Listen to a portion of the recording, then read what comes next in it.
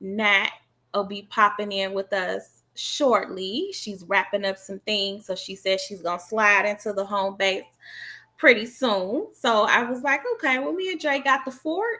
We got this because we had already talked about this a little bit. But then after we talked about it, I was like, man, Robert, I need this is going to actually be an important conversation to have. And I was just getting his perspective on it as well because I can imagine that it's probably very confusing for men. And when it comes to trying to date, really understanding like how persistent should I be and how is what is the safe level of persistence where it's not stalking or encroaching on somebody's boundaries, etc. So I'm like, you know what? I think this is a real important question that we need to talk about, a real important convo we got to have. So you froze up on me, Dre. I don't know if you can still hear me. Did I? You go. I No, see you I don't. now. No, no, no. I wasn't frozen. I wasn't moving. I'm sorry. This is. Oh, I was listening. I was no. I wasn't frozen. I'm like, what? I'm like, no. I'm listening to everything you're saying. I'm here. So I'm that actually about to share this live right now. yeah, share the live. We're gonna give people time to hop on in with us so we could have this very, very important conversation because I really do think this is an important conversation and I could really see how this ties into a generational curse thing because not understanding this is also widening the gap between us as a community, between black men and black women. And so it's like, you know what? I love it when somebody comes with a topic that they want to talk about. Let's do this because I'm always asking for if there's things that people are watching that want to discuss. So let's go ahead and have this very very very important convo. So how Well, you let's doing? get in. I'm doing fine. I'm doing fine. I'm glad to be able to rap with you guys again and everything, and checking the shows out. And then when I saw this topic online, I shifted to you automatically. Like this is something that can definitely be talked about and expounded on because I was really, and just to let people know, there was a meme on Facebook a couple of days ago actually, and it generated a lot of conversation. And I was really like not trying to combat it. I was really open to the conversation because it was such an interesting topic, and I was looking at the answer and responses, like really um intrigued and not like I said, not in a negative way, just really just soaking it in because I thought it was very interesting. And I'm trying to pull it up now. Here we go. The conversation is about dating, I guess. The meme basically said, my teenage nephew told me he asked a girl out and she turned him down. I said, you know what to do now, right? And he said, I know, keep trying. And he said, and no, and I said, no, leave her alone. She gave you an answer. He was shocked. No one had told him that before. Teach your boys. So with that, the conversation, kind of like, um, got all into the mix and everything. A lot of people agree with the meme and no means no type conversation. That's where it was headed. No means no. Totally get that. No does mean no. Let me just preface that by saying I get no means no in that concept. Um, I looked at it from different perspectives but if you like someone and you're trying to get their attention or you're trying to date them or try whatever, and I just simply asked a question. I said, if you first don't succeed, dust yourself off and try again. Like, that's what I'm thinking. Like, try again. And it was like, well, no means no. It's like, okay, I get that, but I'm thinking about, and as I said, I come from that old school persistence of, if I want to try to date you, I guess if I take no for that first answer, that's okay. But if I really like you, what's wrong with trying to show that I like you in the proper way? I'm thinking about it in a proper, positive context. everybody didn't really receive it as positive. Well, not my comment, but just the comment itself. Like, as far as it being stalkery and all the stuff like that. But it's like, how do you date? How do you, how do you look? How do you, and what do you teach? Okay, and how do you teach your, these young boys out here and these young girls how to navigate that? Because I get the conversation of pressuring somebody. I don't mean pressuring somebody. I don't want it to be pressure, but how do you go about the process of pursuing anybody? What is the pursuit? What does it look like now? What does a pursuit look like, without it being harassment? Because there is a difference between pursuing and harassment.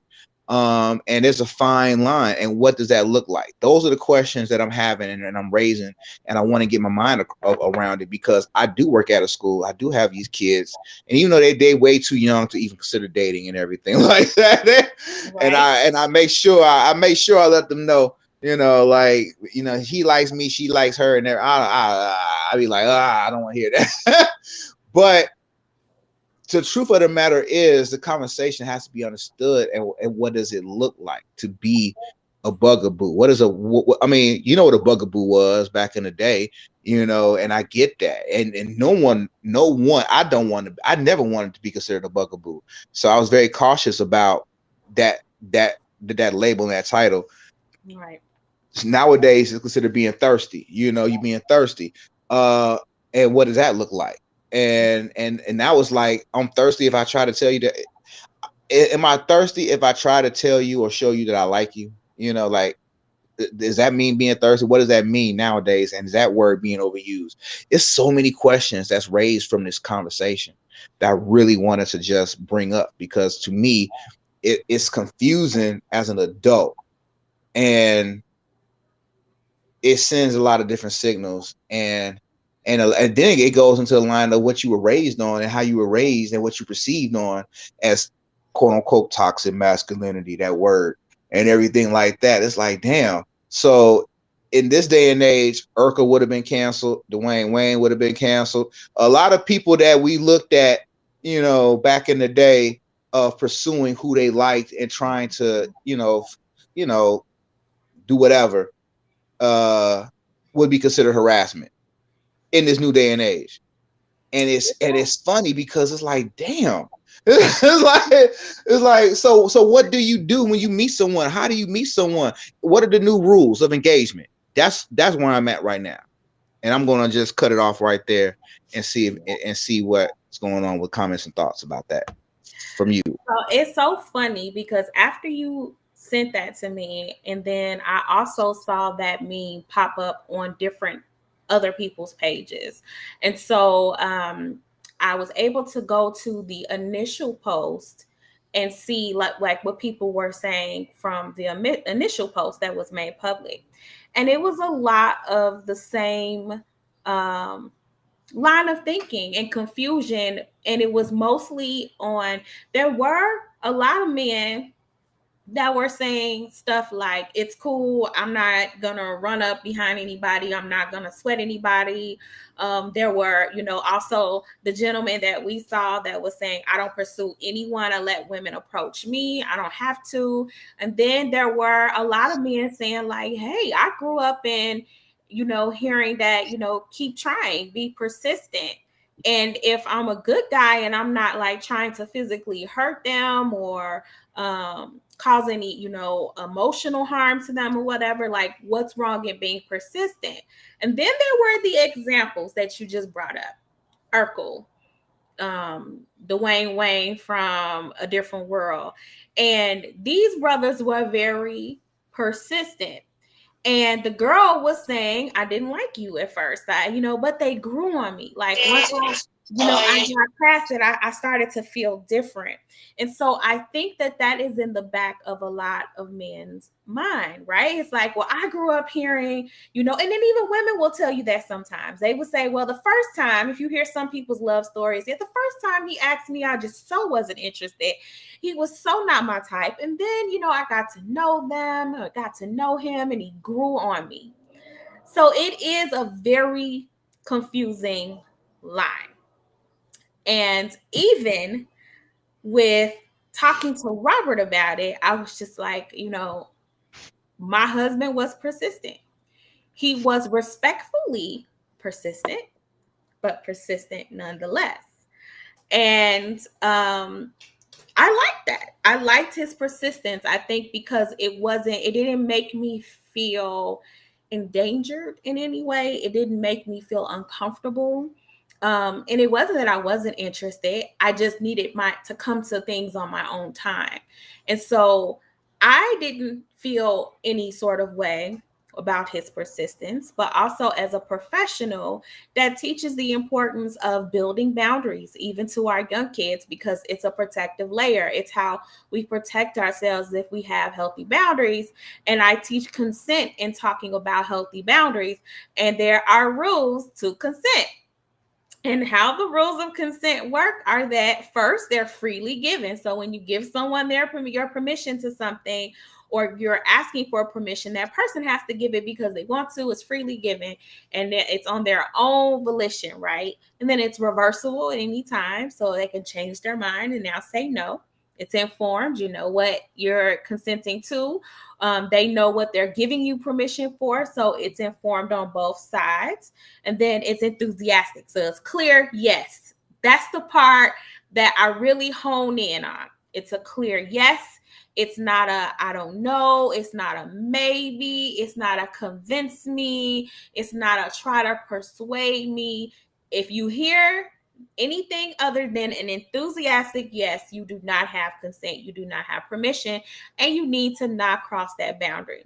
And so if you're teaching those principles to kids, and if men are also hearing those things be said now, it is very confusing for you all. Like, I'm not trying to hurt the lady. I just want to be persistent. I want to show them that I'm serious about them. And that was what I saw a lot in the comments from men, is saying, I wanted to prove that I was serious about her and I wasn't, just a bum or just one of these thirsty men out here just trying to get attention. Like, I want to be chivalrous. I want to be a gentleman, but just give me the chance.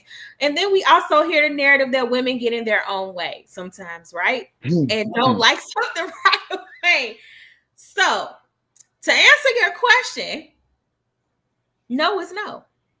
And as hard Right. as it is to understand that, in this stage of where we're at, it's super important to just not be persistent. And that if, you ask and it's a no, then it's just like, okay, you don't ask again. Now, if the girl wanted more persistence after that no, then she misses out on a good guy. And that's literally like, But see, that's where I'm wrapping my head around that problem, because, like I said, going back to the universal, me and you and I both agree on the no. No means no. I totally get that. Uh, no means no for that moment. There's no mean no for the day. If I see you the next day, can I ask again? Or next month, or next year, or if I come into a situation, I mean, I'm just thinking about scenarios that I've been a part of, and I'm looking at it from a positive base. Now, not saying the negative doesn't exist, and we're gonna talk about that. We're definitely gonna talk about the negative aspect of this, because there is a negative and real and scary aspect there that needs to be discussed. But I'm looking at it from an altruistic perspective of, I like you. Um, hey, let's, I want to invite you out for a drink, whatever. You politely turn me down and say, not right now. Okay, cool. Okay, cool. No problem. I can walk away from that. I can move on from that. Uh, down somewhere down the line, it's all about vibe. I catch the vibe. I mean, what makes me is it? Am I not allowed to try again? That's the problem I have. Am I not allowed to try again? And if not, then that's the problem that I have. Like, am I not allowed to try again if I feel, like I said, it's different between being a bugaboo and I'm like, I'm not gonna hit you over the head every day. I'm not gonna do that every day.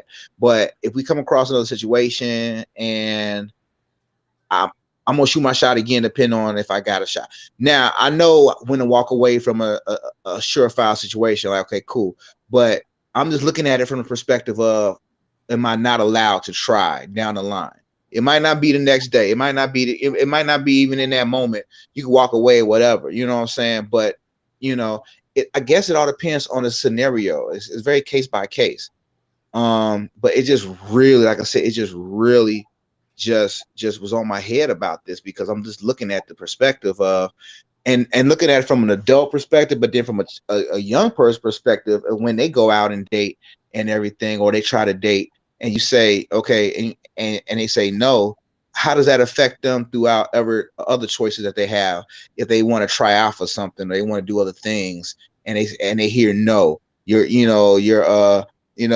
music isn't good enough, or whatever, it's like what do we it's such a weird thing to wrap my head around. Okay, I'm supposed to leave this alone, but then I pursue this, But it's literally just that simple though. Um, it's just as simple as when it comes to pursuing goals. And while we say that having healthy relationships can be a goal for us, or just if we're interested in someone, that could be a goal for us. However, people aren't goals. And so we do want to teach them that, yeah, if you hear a no for a goal, it doesn't mean that it's no always. It's no, not right now. When it comes to people, it's just it's just such a fine line that has to be drawn with that, because there are instances where that no does go too far. So you can't teach that without it be taken out of context by not so well meaning men or boys. mm-hmm, Because there are mm-hmm. a lot of men that say, well, she didn't say no and I assaulted, or she didn't say no and or she said no, but she was giving me vibes like it was. Yeah, I'm see, and that's what I'm in agreement with you on. Like there's people that take that and they run with it in such a destructive way that there is no excuse for, and that's what those are the ones that are the abusers, the rapists, the people who do things that go above and beyond. She said no, but she wanted it. All that stuff you see like on Law and Order. It's like it's that reality that I totally don't, I totally, don't condone. But I don't think everybody is out there trying to do that. I don't think everybody. But rightfully so. How does one expect for a woman to know that up front? Right. And that's where we're at. And that's because there have been so many examples. It's like you can't start from scratch. You gotta be protected. You gotta, and that's the part, and I think that's also the part that bothers me is the reality of that. Is the fact that it's a reality because of that. I'm not trying to be oblivious to it. I'm actually I'm upset because that has to be the case, that we don't have that time to be innocent or chivalrous or whatever the case you want to be, because you have to understand that this person has to protect themselves or feel protected because of the situations that they may not get in, because you're doing it or approaching her nice doesn't mean the next person is. And that could have been like you could have walked away and be like, okay, but the other person, could have been like you bitch and everything else under the sun, what I'm saying? Grab on you, everything. And that's the Downright reality. disrespectful. Mm-hmm. And that's the reality that actually angers me, is because that's the reality. So it's like, going back to the original, it's like, where do we where do we draw? I mean, where do we get to this? Like, I just feel I personally feel like we have totally like screwed each other up to a degree where the act of dating or pursuing, you know, is not even clearly defined anymore. It's so hard, even if it's a reversal. Somebody is coming after me or whatever, I got to be careful about that to see what the situation is, or if I say no, they probably walk away like, all right, cool, whatever. But I don't know why it's so harder for men to say no. I mean, why? That's a question. Why is it hard for men to say no? Oh no, to accept no. That's the question I have, and I I, don't understand. That's the part that bothers me, is what's wrong with that. I think that there's a lot of things that play into that, though. I think first and foremost, society has long said that men are hunters, right? And that they're naturally and instinctually meant to hunt women and to go after and pursue the prey, pursue the woman that they want, right? And that women want that. And we do to a degree. Like, we do actually want, I think what the perfect word is that we want consistency, which isn't to be mixed up with persistence. There's a difference. So we want to see that, you know, if you're consistently being a particular way, that okay, that's attractive to us, we may like that.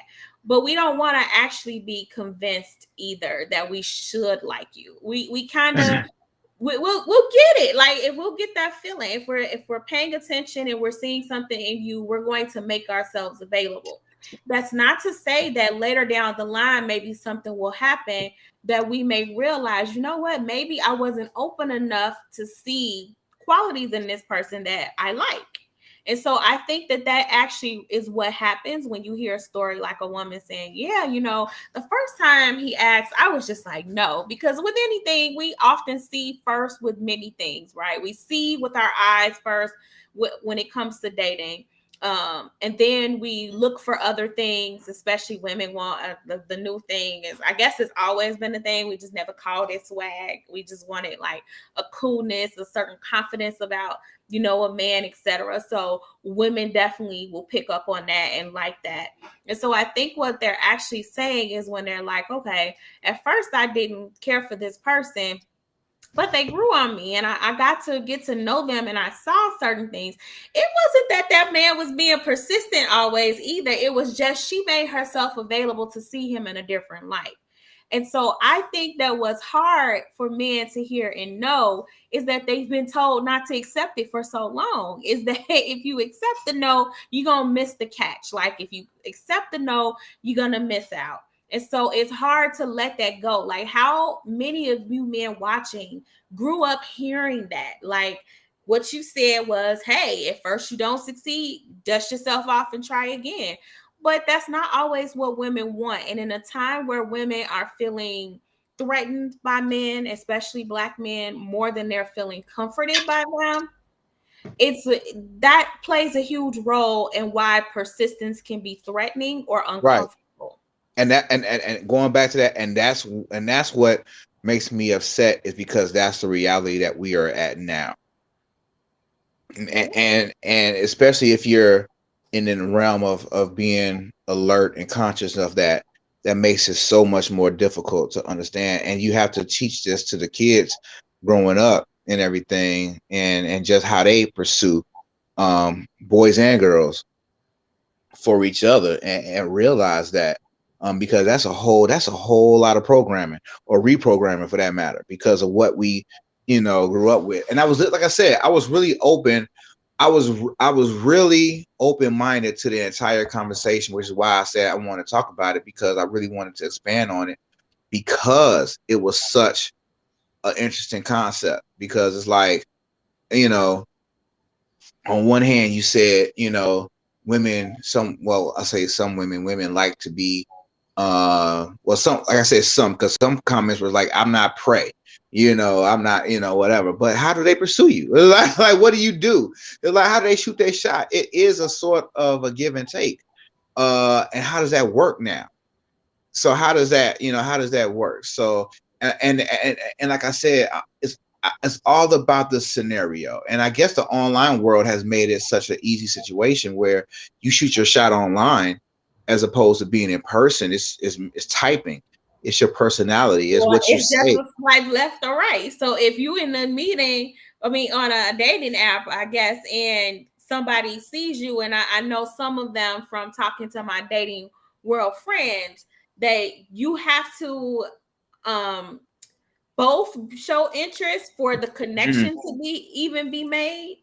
And Mhm. so I think that that's good, because that eliminates the kind of the anxiety in, okay, is this person interested or is not? Because I think that that also plays a role in why the no feels bad, because you're interested And it's really hard to tell if that other person is interested without asking them, hey, are you interested? Mm-hmm. Mm-hmm. And so then, you're kind of putting yourself out there, which is also what the one brother was saying, when he was referring to that he doesn't pursue women. He allowed them to ask him out, that he doesn't have to.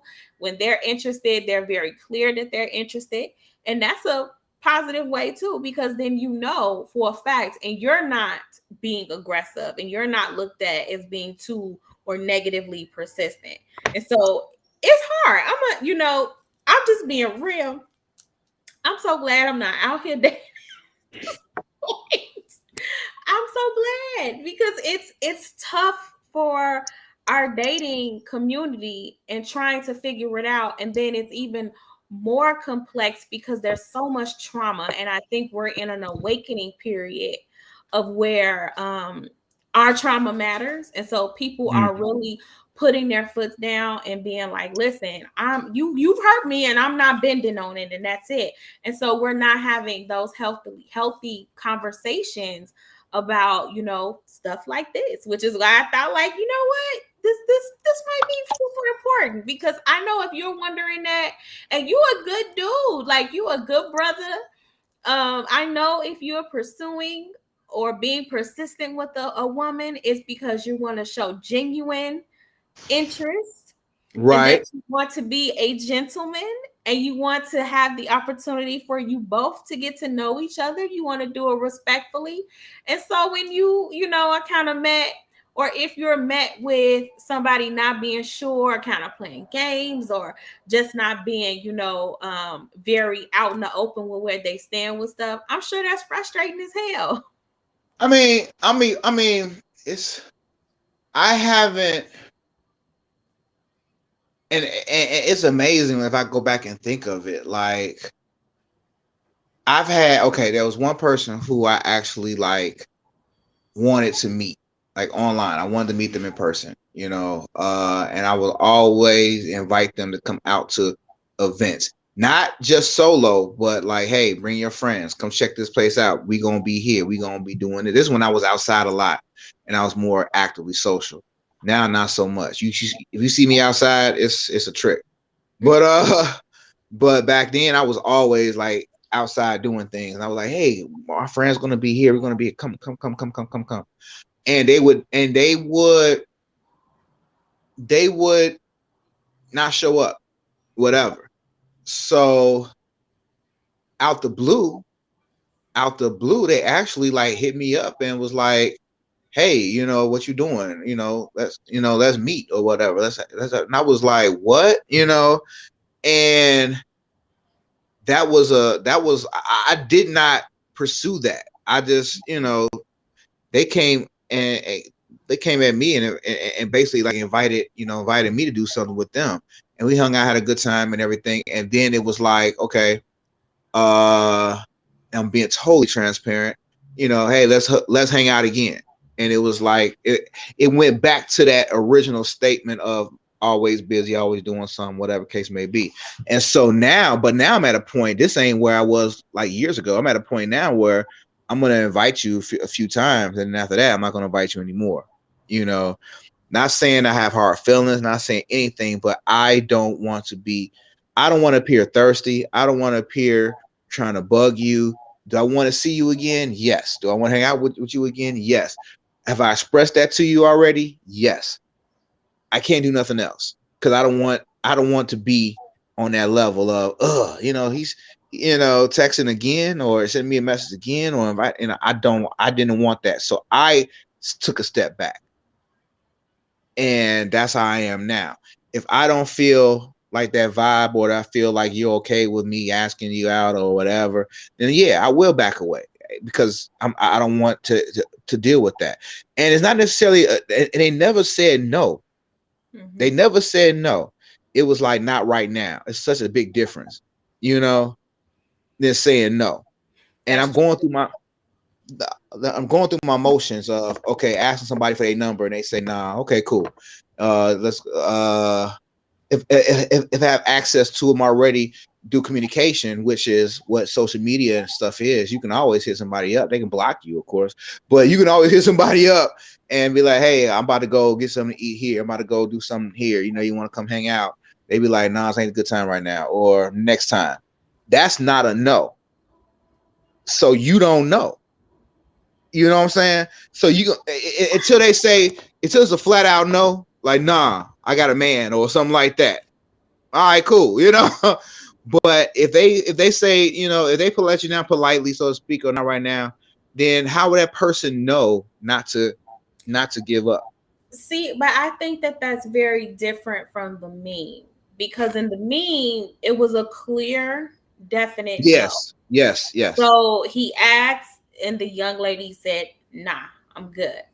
And so, yes, at that point, you are supposed to instruct or guide that young man to hear the no. The no was the answer. You don't ask again. Now, there may come a time down the line where the young lady may read, you turn back around and say, "You know what?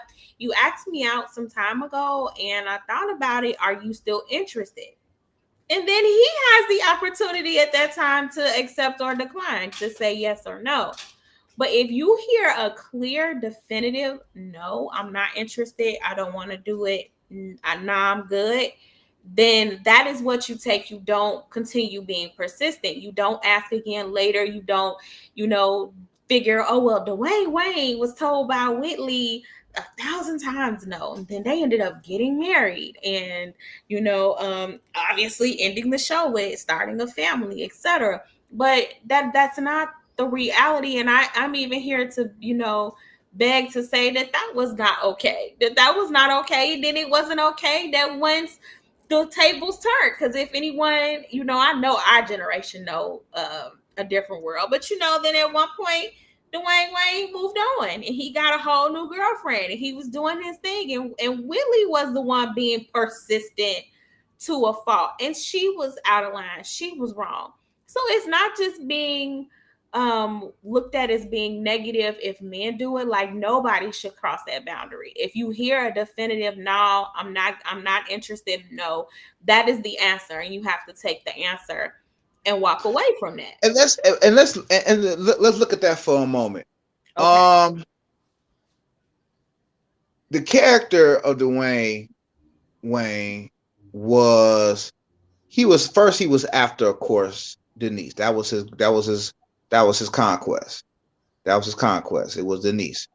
And Mm-hmm. Whitley, they weren't really seeing eye to eye. They weren't on that level. Right. Okay. It wasn't until he came back after that year and Mm-hmm. came back in a different mode that caught her eye. Mm-hmm. And she was checking for him. And then that kind of blossomed. On the reverse, if you want to go even further with that, the character of Freddie loved the shit out of Dwayne Wayne. You remember that? She did. And what did she do to go far as to try to get him? Would that be considered thirsty? Would that be considered a bugaboo? And a lot of things that she tried to do to get his attention and to get him. Let's not even like call it thirsty or bugaboo-ness. Well, I'm just saying that's just, well, It's okay. Now, okay. Yeah, Well, like it's she. I mean, if you hear, whether male or female, someone say no, you don't push after that. You let it go. There is a difference. While I know that if for a lot of women say that they want to be pursued, they do, but not in the sense of, asking constantly, but just being back to that consistency. And I think a lot of TV, a lot of movies, hell, a lot of older love stories. When somebody brought up Barack and Michelle, and that Barack asked oh Michelle, yeah. and Yeah. she Now, said what? Yeah, no. Barack would be canceled now. Oh, He Barack would be harassing, he harassing, said harassing. no. And he kept asking, and now they're in love. And I think that we look to those stories as a nod to keep trying. Well, really, no, you just shouldn't. Now, could that have happened if Barack had given up and didn't pursue Michelle? Would they be Michelle and Barack Obama or Barack and Michelle Obama? Who knows? They may have Right. still done it anyway. Maybe she would have looked back on it and been like, you know what, I really didn't give that guy enough of an opportunity or enough look-see, which happens often. Like there are genuine women, and I know a lot of my female friends may be mad at me for admitting this, but it's the truth. A lot of what I've recognized, and I haven't really ever had that issue. But again, I've been with my mate for far so long, so I haven't really had to deal with that issue. But what I hear a lot lately, especially when talking to other women, is that they have a very specific idea of what their knight in shining armor is going to look like what kind of Mm. packaging he's gonna come in, and so they're so fixated on this idea of that is how he's going to be, that a lot of times if it's not lining up with the idea we've built up in our minds, that we don't even allow ourselves to be accessible to the possibility that this may be the guy. He just doesn't check certain little small ticks and boxes, because all of us look for physical attraction first. Yeah. It's just human nature. We look to be attracted to someone first. Do they fit our physical desire first before anything else? And women do that too. So women have this, this reputation that we're all nurturing and loving and look within all the time. Like, no, the hell we don't. Sometimes we look with our eyes too, and with our loins as well. We want to be aroused and turned on and excited. And so sometimes we'll look at a person or look at a man like that, and we don't even make ourselves accessible to notice that he has all of the other boxes that we want. And so then as you get older and you start to kind of really realize, like, man, I've heard this be the narrative. I find myself in the same situations, and I'm noticing that I always go for the guy that looks like this, that fits my physical type first. And almost always, out of all the people I know in my circle, I would always tell them you need to stop looking with just your eyes, because you're Mhm. looking past the person that's for you. And Mm. when the friends of mine have done that, where they've looked past it coming in this particular packaging, they have found their people. They found their person. And so I think sometimes when women are telling that story, when they're like, yeah, so and so wasn't even my type, and they asked and I wasn't really interested, but then I started to notice so and so. It really had nothing to do with persistence. It was all about how she changed the way she was viewing that man, or how she was looking for the person. And so it may not be up to y'all at all in being persistent. Just be available. I think that that's the key factor in being positively persistent. It's just being available, being accessible, and letting a woman know that you're interested by making yourself accessible to them. Accessible. Accessible. Okay, so it all depends. Like I said, it all depends on the situation, I guess, or where you're at. Because if you're in a situation where I might not see her again, and I shoot my shot, and she says no, okay, you shot your shot. Okay, good. Um, and I think it's that level of, but I might not see her again. I got to try to at least get her number. Like, I mean, can you understand that? Like, I'm not talking about having a full blown relationship with this person yet. I just want your number so we can at least get to that point.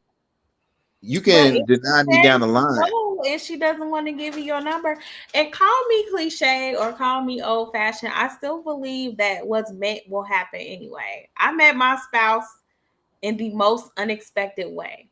Like that, we live not too far apart from each other, and it took for us to be in an entire different city to cross paths, like an entirely different city than where we belong, and we cross paths in this very unlikely, unthought about place. Like, if you had, if Sante currently went back to 20-year-old Sante and was like, girl, you gonna meet your husband up in this party today and hear you about, I would be like, no, I'm not. At the time, I was just trying to get my fun on. I just got out of my, long term in and out relationship at the time. And see, here he come with the shades. We don't need all the yeah, Robert. He just always got to slide in with the like he just so cool. But I would have never expected for that. So I feel like what's meant will be. It will happen. So if you ask and she says, no, that wasn't your time. No, That I just get it. Right, I get it. Okay, I was just putting it out there and just seeing, because like I said, there's been times where I'm like, I got before I leave, I got to try because if I don't try, I feel as though I wasted my opportunity. That's how I feel. But I'm looking at it in a more, like I said, I'm looking at it in such a more traditional, for me, traditional way of courting and trying to get to know somebody and whatever and going forth, like just saying, fuck, I'm gonna go ahead and ask. I'm gonna go ahead and ask you out. I'm gonna but the go ahead. initial ask is okay. Like that's okay. That's allowable because how else will you know what that person is thinking or how they feel about the situation if you don't have the initial ask. I don't think the initial ask becomes the problem. I think it's after you ask, if you're still pursuing and you're still asking, that it's an issue, that it's a problem. And so, I think that's what it is. I think like once you ask, if you get the yes, then take the yes. But if you don't, then you stop. You stop. Right, right. You are It's right. I get it. the initial ask. So yeah, the initial ask. Okay, cool. So let's go into like I guess for these young people, how do we teach these young people how to understand this concept? Because right now we're looking at through mature eyes. You know what I mean? We're looking at through mature and experienced eyes. So now it's like if I ask somebody for their number and they say no, I can really walk away and be like, all right, cool. You know what I'm saying? Because I got somebody else I can talk to. You know what I'm saying? Like down the line or something like that. But for these young people, how do you get them to process this when it's such an entitlement generation and they have these thoughts and they have these tendencies that could really be dangerous in some cases, or how do like you tell, like this scenario is so real because I can see it like, oh, he's trying to whoop me, so to speak. That's the best word I can say. So he's buying flowers, he's gifting, he's doing things, he's showing signs of appreciation to try to get you to do whatever. You know what I'm saying? Uh um do you accept them or do you teach them to accept them? Or if not, what could be the problem? I mean, what could be the backlash if you don't accept them, and that's the reality. Because remember now, if I think of it as a kid, if I'm a young person and I spend my little money to buy you some flowers or to buy you something, whatever, and because I want to, you know, you know, date you or get, whatever, and you be like, nah, you know, that I'm thinking about how how dangerous that could be nowadays because these kids can't handle Well, rejection. here's the thing. Then that's the issue that we really need to be talking about. That's the conversation we really need to be having. Is not teaching persistence, but resilience instead. Like teaching Mm, our kids how to not take certain things personal. And this person may not be interested, but the right person will. And I think when we teach mm, kids that you have to go after it or else you're going to miss your opportunity, when we're talking about people and really drawing that line and being like, look, if you have a goal, there may be people that say you can't sing, and then next thing you know, you find someone that says yes you can, but you just need training, let me help you. Like, that's not the same thing as dating. When it comes to dating and it comes to showing interest romantically in somebody, there needs to be absolute understanding that people should have boundaries, and so should you. And that no for this person may not be no for the right person, the next person. So, not teaching them to be persistent in dating, but resilient in dating, because resilience is going to take them a whole lot further because you may actually get the yes and shit go wrong. It happens. It yeah, happens. And so we need to start having a whole different conversation about how We repair ourselves when things don't go the way we imagine or the way we want them to. That is what we need to teach our young people. I talk to my son about that all the time, but I'm also telling him that if you send out and you prepare yourself in a particular way, we send out frequencies.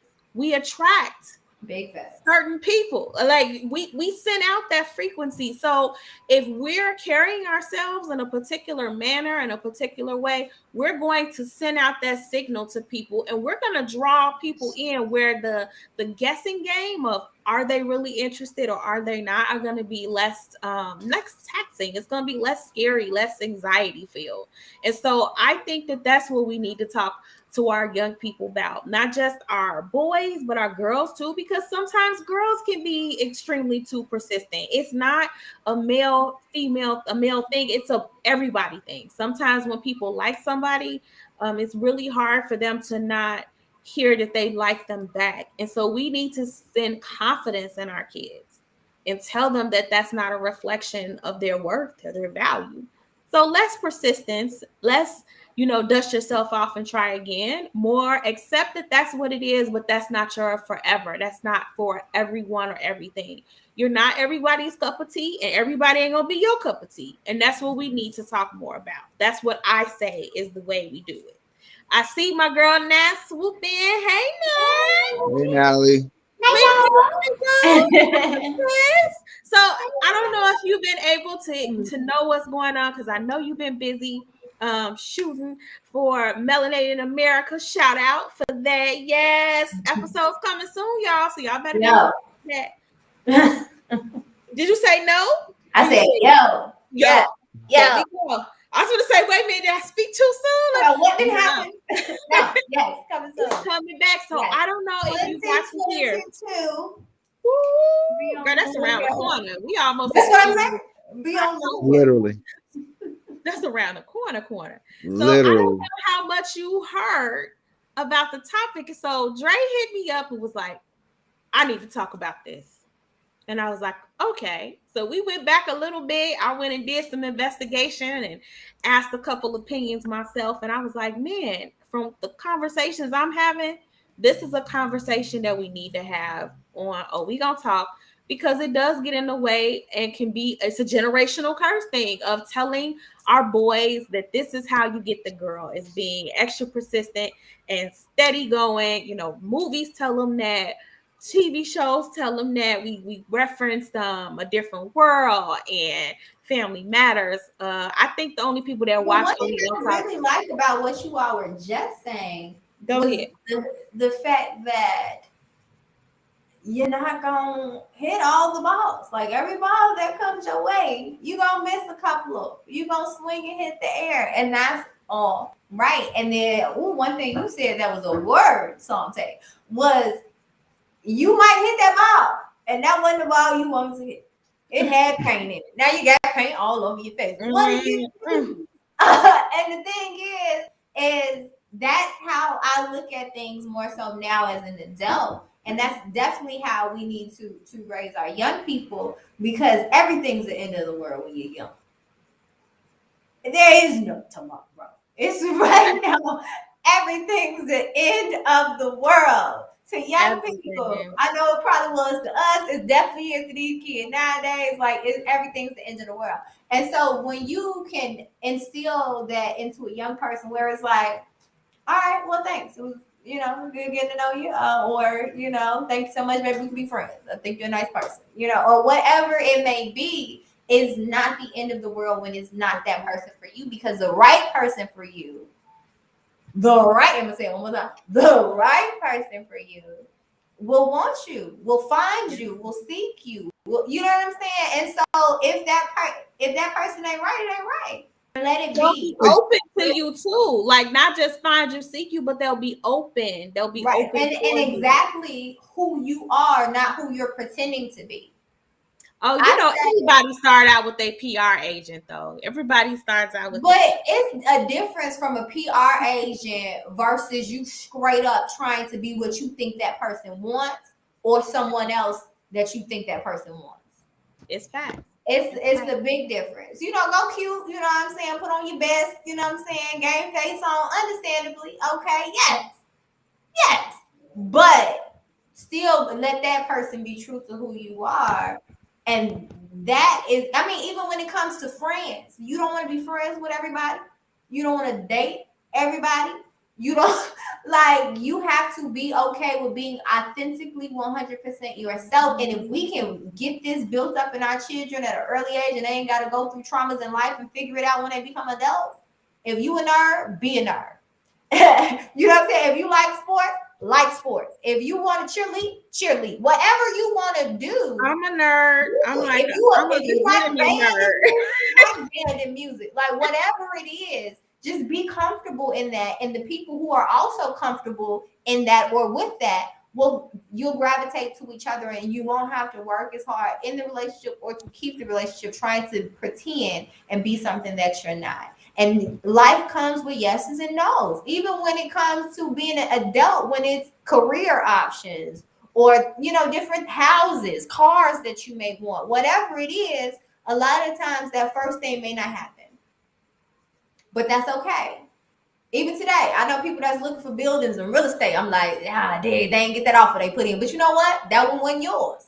That's why you ain't get it. And I was saying that to that point before you hopped on with us, that what's meant is meant. What's for you is for you.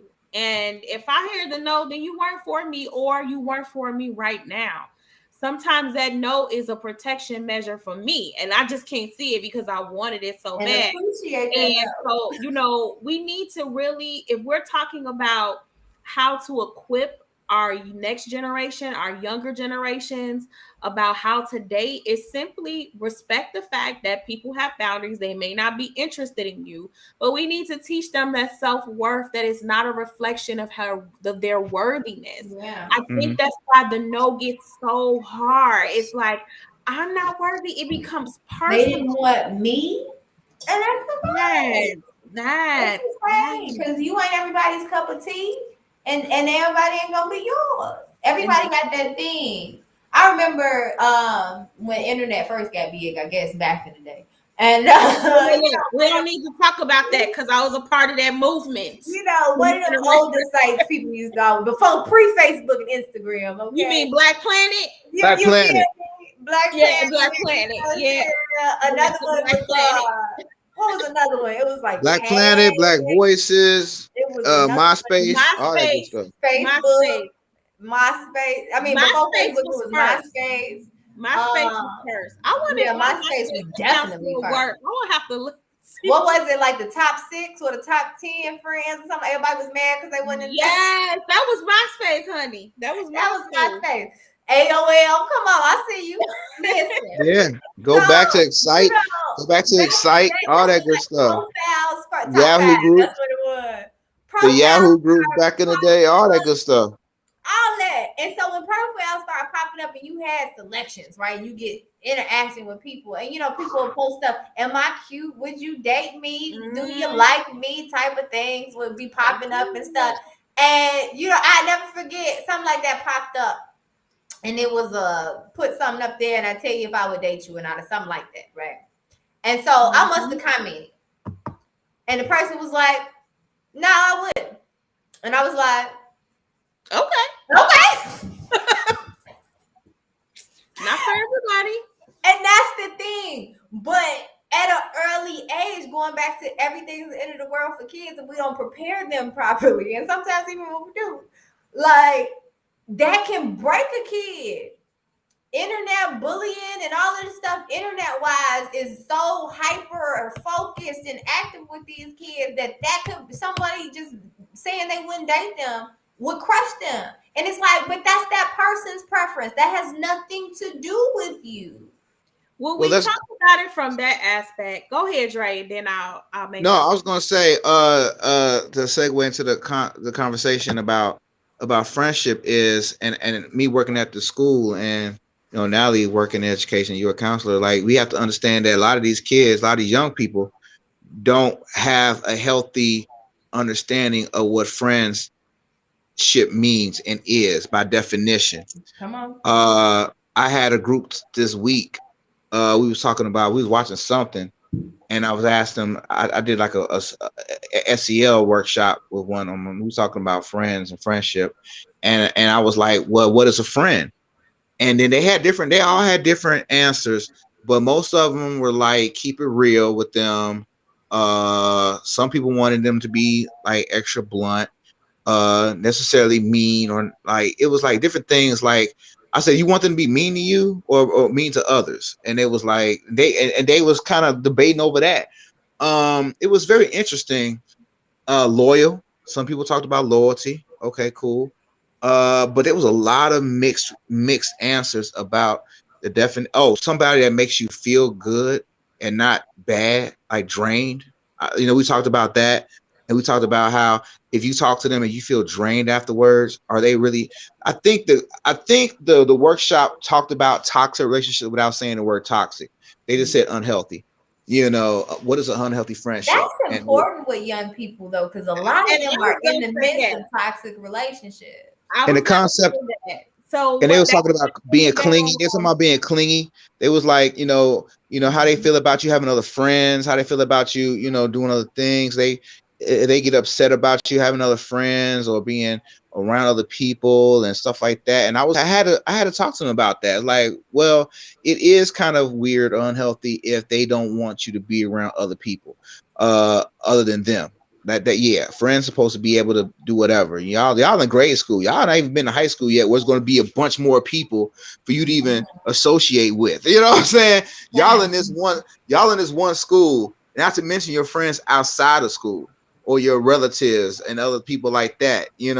Imagine when you get to high school and you encounter a whole plethora of different friends. How they gonna feel then? It's a reality. They might not be number one, or they could be number one, but it's just a conversation that they haven't talked about yet. They haven't had yet because they haven't had those conversations, and It's it a helps lot of them are having ease. abusive friendships. Yes, exactly. and that's Yes. what I'm trying to say, because so part of what I do in Aaron's law programming is we have, especially for grade 6 Yeah. and 8, we talk about healthy relationships, and I use the healthy relationship wheel when I'm explaining how to navigate or how to tell if you have a healthy relationship or not. And when you actually like talk to a lot of these kids and you bring up some of the parts, some of the components, and what it means to have a healthy relationship, it's very foreign to them, because most of what we learn about relationships is what we see. We Mm-hmm. consume relationships from what relationships our parents have, what relationships our friends have, what we Mm-hmm. see on TV, like the consumption of social media, YouTube, movies. It's very different. I feel like I'm really getting old and saying this, but it's the truth. It's very different from what we were allowed to consume when I was in sixth, seventh, and eighth grade. Very Absolutely. Even shows geared towards that age group is like, hold up, It's wait so a minute. different. It's so Yeah. different. Like they're very much pulling from all, they're overloaded, almost they're oversaturated with all of these different viewpoints, and none of them are accurate. Like none of this is accurate, because not only are they dramatized, right, to have interest, to keep you wanting to watch, because we know that when it comes to media, when it comes to shows and stuff, drama is what's attractive. That's what, that's the drug that pulls people in. That's how people get their attention met. And so they're getting that. They don't recognize that it's drama filled and it's meant to just be that way to keep you interested. And then also they're getting and pulling examples from unhealthy people that are having unhealthy relationships, because we're not healed people. And so when I hear kids talk about having loyalty, when I hear adults, do you know how many people say, well, I want loyalty in my relationship? And when you ask them what loyalty means, it usually means always standing. Like no matter what I put you Mm-hmm. through, that you go ride Right. or die with me. It's like, Right. well, I Right. don't ride or die with you. I want to be good to you. I want to be honest to you. And loyalty is meant to mean that I have a healthy allegiance to you. Not that I'm being allegiant to you in sickness and you toxicity, right? And so I think that we have a very warped understanding of even like the positive principles of having a healthy relationship. Like these kids aren't really getting positive examples of that. And so when you hear I want loyalty or I want trust, well, what does trust mean? Well, I have to be told everything and I have to know everything. Yes, yes, yes, yes, yes. You have to I was all like, your trust. ah, nah. It's very manipulative. It's like only these standards, and it's controlling, it's manipulating, and then some of it's just literally abusive. Some people put on that "I'm your friend" role so they can get close enough to say certain things or do certain things, and don't even really be a friend. And that's what young people too. I was gonna say And because we just kids that have these warped ideas of healthy relationships or unhealthy relationships. It's a whole adults out here having Because if you very never learned unhealthy as a child, that relationships. carries on into adulthood, just like everything else. And then it becomes a generational curse because you pass it down to the next generation. yeah, I mean, it's like it's weird because they like they talk about each other or they say things like it's just so many different instances. Like I talked to a student today where they was telling me about a situation with their friends, and they was like they found out they was being talked about behind their back, and I was like, okay, I had to be like, okay, I had to navigate around the reality of their environment of okay, but what they were, I don't want to get into details, but what they were talking about. And I was like, okay, they was talking about you out of concern, but how they did it wasn't right. And you expressed to them how you felt. And you went to them one by one and you told them how you felt about it, and you all kind of worked it out, talked about it. That's good. But if you feel like you need to take a break from them, it's okay. Because I can't tell you not to be a friend anymore because, y'all kids, y'all falling out of friendship like that. I can't tell you not to do that. Mm-hmm. But but I will say take care of yourself first, and your happiness and your peace and everything like that. And once you Wait, feel you need to tell them that that's a sound of healthy boundaries. Is that you need to be only responsible for your own happiness because you can't be right. responsible for others' Right. happiness. And I mean, I said, take care. I did. I talked to them. I said, take care of you first, and take care of yourself and what's happy for you and what's right for you, because you have to make that decision, not them. And they may not agree with that decision, but that's your decision. You know what I'm saying? It's not like you're doing something negative, like doing drugs or something like that, where they feel like, no, don't do drugs, so you want to do it anyway. No, that's different. But what you talking about is just opinion, and everybody's entitled to their opinion. They're entitled to their opinion, but how they went about it wasn't cool. And you can say that, and but I told him, like, you were you're like about to go to high school, so you have to navigate this world now, because in high school it gets harder because so many stuff it's so much stuff to come up, it's so much stuff to navigate, and it's been a while that I had to deal with that. So I'm learning from talking to them, but at the same time preparing them, like this is what's going to happen when you go to the next level, and how to take care of yourself, and how to navigate this stuff, and how to be open and transparent. Real friends will listen. Real friends will see where you're coming from, and if they hurt your feelings and you express they hurt your feelings, the real friends will try to find ways to make amends. They're not going to be like, oh, don't worry about that, or forget you, or turn it on you as if you're the enemy. Because That's real friends care. Like yes. if you come to me and say, even if you're not my friend, just in general, if you come to me and you say, "Hey, Natalie, we were talking and you said this way, and you know what, it offended me or hurt my feelings because of X, Y, and Z." I'm gonna be like, you know what? My bad. I'm sorry. Stop right there. Stop right there. That ain't what A happened. lot of kids don't do that. They're That's not their gonna do that. problem.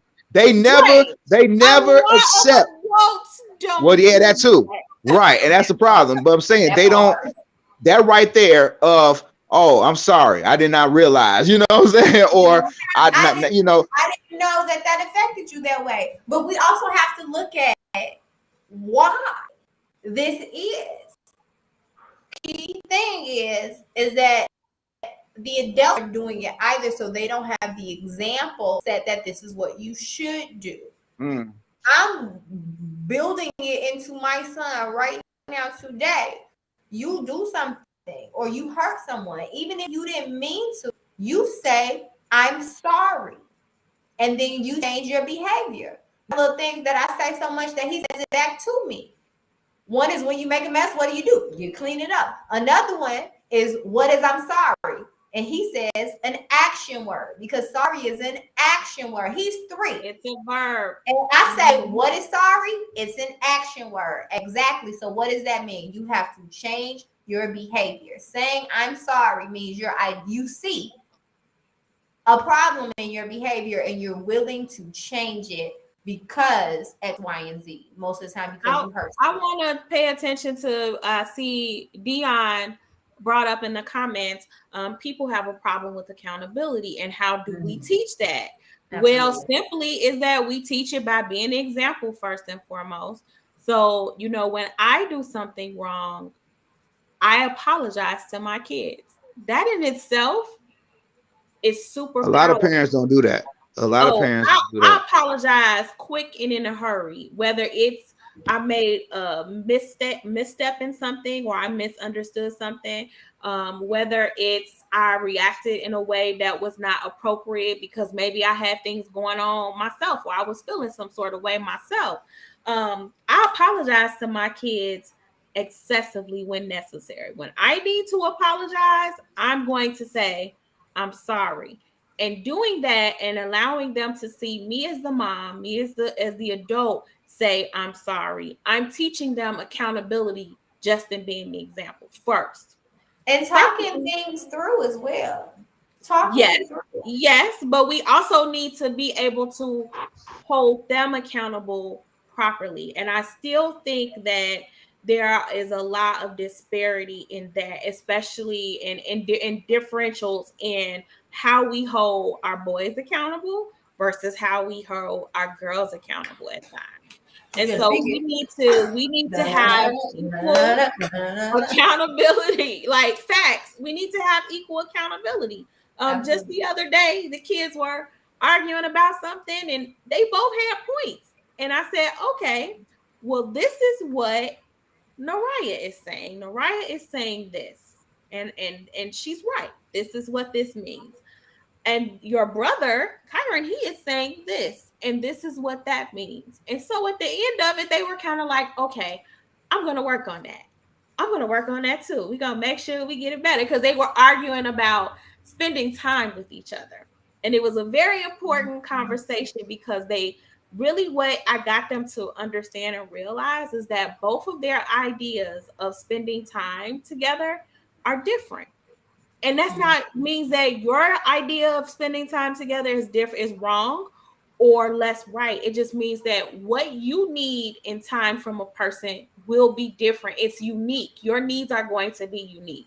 And it's important that you understand that with each other, because when you get older and you date and have partners, your idea of something may differ from your mate's idea of that thing. And you all need to learn how to communicate that to one another, but then also respect and show up for each other in that way. So Naraya was like, my idea of spending time with each other is sometimes I just want to sit with you and hang out with you. I don't necessarily want to talk. I don't necessarily want to do anything. I just want to be in the same space sometime because I feel alone.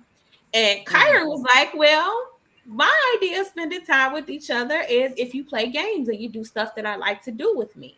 And I said, and you're both right. Those are both ways to spend proper time with one another. And we can't project our idea of spending time on each other. We need to communicate. And so they were like, okay, I'm going to work on that. I'm going to work on that too. And so in doing that, I made them both be accountable. Not that one was wrong or one was more right. It was, you all are accountable for it in this way. And we need to teach accountability and talking through, to your point, being the example for that point, and then not giving the people around us the opportunity to escape accountability by blaming or helping them blame each other and the other person, which is why I don't like Kevin Samuels. My And God. it could be a Speak on it. female Kevin Samuels, and I wouldn't like her either because it's not always this. Because when you pointing the finger at somebody, it's three pointing back at you all the My time. God. Now, So Kevin, I wasn't saying that, my God, specifically for Kevin Samuels. I was saying, my God, because that's facts. And we also have to understand that we hinder people's growth when we negate the fact that they did something. We don't allow them to take responsibility or accountability. And if we don't do that, and their mamas and daddies ain't doing that, then we have our own people out here in this world who don't take accountability for their actions. And so, loving someone or caring does not mean you let they BS slide or what they say to you or what they do slide. I love you enough to check you.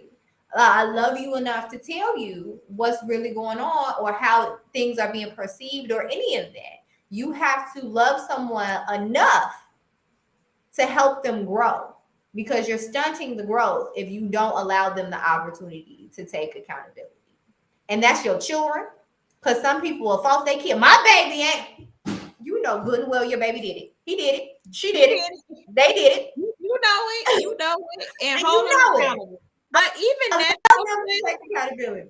even that has nothing to do with the kid. That has to do with the parent not wanting to take accountability because the first And thing they're that passing somebody down will that blame, same behavior. listen. But you know what though, sis? We gonna reel it back because we was all talking about positive persistence from men, and we done got jumped. You know, No, it's in the part of the whole Right. conversation because it's really about teaching.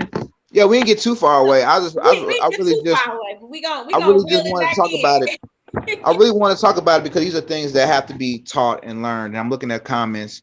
Emmanuel has a couple of comments too about accountability and everything. Because I mean, we have to teach it somewhere, and how to teach it because it is such a difficult conversation because it's you have to for young people. Everybody doesn't have a cool therapist, mom Sante or Natalie. They don't have you all, so they have to deal with what they have to deal with. So it's a different perspective of just trying to drive it in on a daily basis in another way.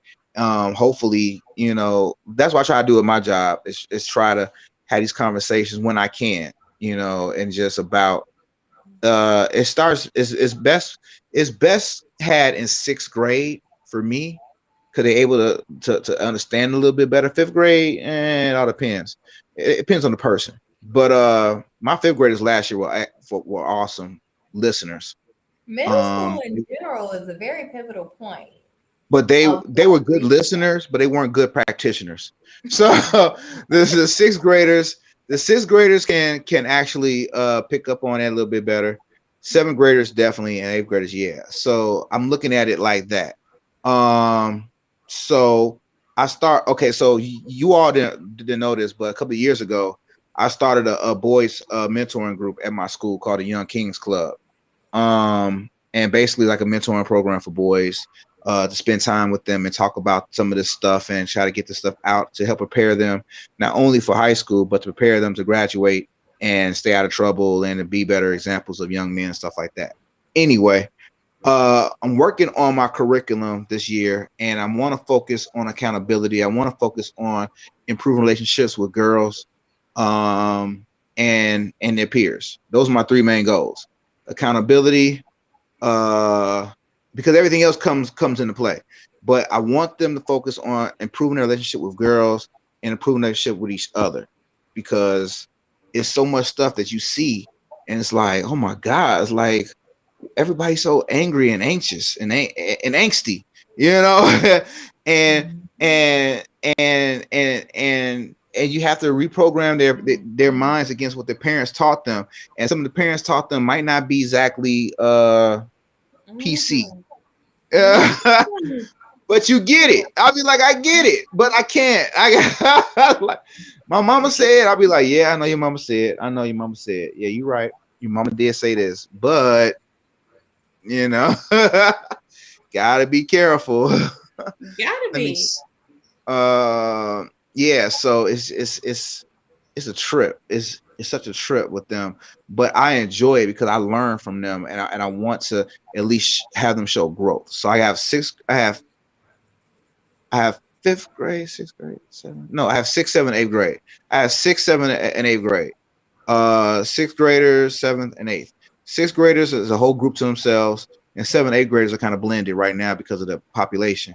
But my goal is to train the sixth and seventh graders to be mentors in eighth grade to the young kids. That's my job, to try to build that up so they can become mentors, because I want them to be peer mentors for the younger kids, because some of them Train the show next potential. generation of leaders. Yeah. So Not that's my even training, but being accountable, because I feel like there's a huge lack in that period in society. We don't peer hold each other accountable in certain circles. Come And so on. I like the idea Now that's of the point Dion makes often about yeah. holding men accountable. So I love the fact that, because they're not, the gap between your eighth graders and the younger, it's not going to be as big as the gap it is between the younger and their parents. So having their peers be able to say, hey man, that's not right. And it's almost like bystander intervention, like stepping in and saying, hey man, like that's not the right way to approach that. This is how you right. do it. And I feel like that's a huge factor that's lacking in our male community, especially, is that most men mind their business, even when the business that they think they shouldn't be minding is their business. Like, it affects you, it affects your community, it affects you in some way or another. This is your buddy. And so holding each other accountable, I think women do that sometimes too much at times. So, but we do try and say, hey sis, like, that ain't cool, don't do that, a whole lot more than I think men feel comfortable doing that with each other. So I'm optimistic and excited to hear that you're having this mentorship happening. Let's go and give Dre a hand for that, because it's so needed. It's so Yes, needed. it's What a tambourine necessary. at? It's needed. Girl, I got it Yeah. at home, girl. I had the tambourine today, and I was like, I should take this to the studio. I feel like I'm gonna have it. And see, and you asked for it specifically today. Next time, I'm putting it in the bag. It's coming to the Okay, studio. It's come coming to the studio. through. But carry on, Mr. Dre. You were saying. Now, now I was reading what Emmanuel was talking about, mentoring parents. Yeah, parents need mentoring. Parents need support all day. There are a lot of parents that really don't know the answers on how to deal with their kid, or they frustrated because they just got too much of them in them. So now it's like you got a little That's you. why with the Healing Academy, it's not just about educating the young people, but educating the families and the households that they got to go back into. Right, And I then agree not with that. only that too, but the community at large, because they're not only learning from their mother or their father, they're learning from cousins and aunties and old guy down the street and Ray on the next block too. So it's like we really have to re-educate the adults to fully and truly educate the young people so that we all can live in a cohesive mind space, because it's a little toxic right Look, and you said that parents are more frustrated in seeing themselves in their kids. I think that they're more frustrated because they're seeing their parents in themselves. I think that that's more of an issue than anything, because the older we get, if we don't unlearn certain things, we are doomed to repeat the same behaviors that our parents did, even if it's stuff that we grew up as kids saying. And now. I I know it ain't nobody, look, never, it ain't not one person on this planet that ain't I said, when I never. become a parent, I'm not gonna do so and so, so and so, so and so, because I hate it when my mama did. I hate it when my daddy did. And then you grow up, and before you know it, because it's what is familiar to you, You you're do it. repeating that, even knowing how you felt as the kid. It's back to that conversation we had last week too, about elders needing to have respect too and keeping the energy. Adultism is real. And a lot of parents lose rapport, because I think that's what parents are missing. When I talk to parents, especially because I'm talking to parents about sexual abuse, so usually after a disclosure or something like that, I've had to literally tell parents, and what I teach when I have parent meetings is that you need to have real strong rapport with your children. And I don't know why adults and parents don't respect or understand the fact that you have to earn your kids' trust too. It's not given to you just because you're their mom or dad. Like parents can like lose trust from their children. And so you have to be who you say you Yes. are, and you have to have really strong rapport with your kids. Mm-hmm. And that is the safest tool that you have for them. That's the way you're going to keep them the safest. That's the way you're going to be able to intervene when necessary. Like without having that rapport with your children, you're leaving them to the world because they're going to have questions. They're going to have curiosities. And if they can't trust in you to come and seek you to figure out the answers, they're going to seek them someplace else. And usually that's going to be real bad information. So the best thing you could do is be accessible and recognize that rapport and trust and respect is mutual. You should respect your children too. I don't know where or why we got in this mind frame that we don't have to respect our kids. Yes, we do. It doesn't mean that in respecting or not respecting that they don't have rules. Like, no, you still have rules. Kids need structure, but that should not have the same thing to do with respect. I respect my kids as human beings. I respect them as individuals. I may not like what they do. Just the other day, one of them did something and I had to post on Facebook. I'm like, your kid ever did something so weird, so strange, when you really not mad. You just want to understand their thought process on why they did it that way. Like, why did you like? I just want to understand, like, make it make sense for me. Frustrated as hell about what they did, but They don't know. they don't know. And when I asked, that was the response. I don't I know. don't know. I don't know. No. Yeah. But then my favorite response to that, is, you just don't feel comfortable telling me. No, you know what though? Sometimes I could look in their little face and they be like, I don't know why I did it that way. They ponder the same really question. Why did I do that? Look, they really don't know. They be just as puzzled as I do. And I'd be like, okay, well, I'm just going to have to let it roll. But we have to respect our kids and we have to be trustworthy to our kids because believe it or not, kids would much rather come to their parents. They will much rather be able to talk to you. It's when you don't make them feel comfortable to do that. Yes. And I agree. when they don't have that comfort, they seek that comfort elsewhere, and it's usually dangerous. It's usually not beneficial to them. And so, That's gang life in the streets and other people all and of their that, relationships and all of that. And then going back to the point of with the persistenceness, with the men folk. Okay. One thing I want to say is that there's a thin line between persistent and crazy. All right. We went over that. So welcome back to that. We ain't talking about crazy. We ain't talking. I never got to the negative. You're right. You go ahead. Knock yourself out because I pretty much agree with you. There's a thin line between the two. Now, I think we do have to teach our young men a level of persistence because sometimes you just tap out way too early. Like, you know what I'm saying?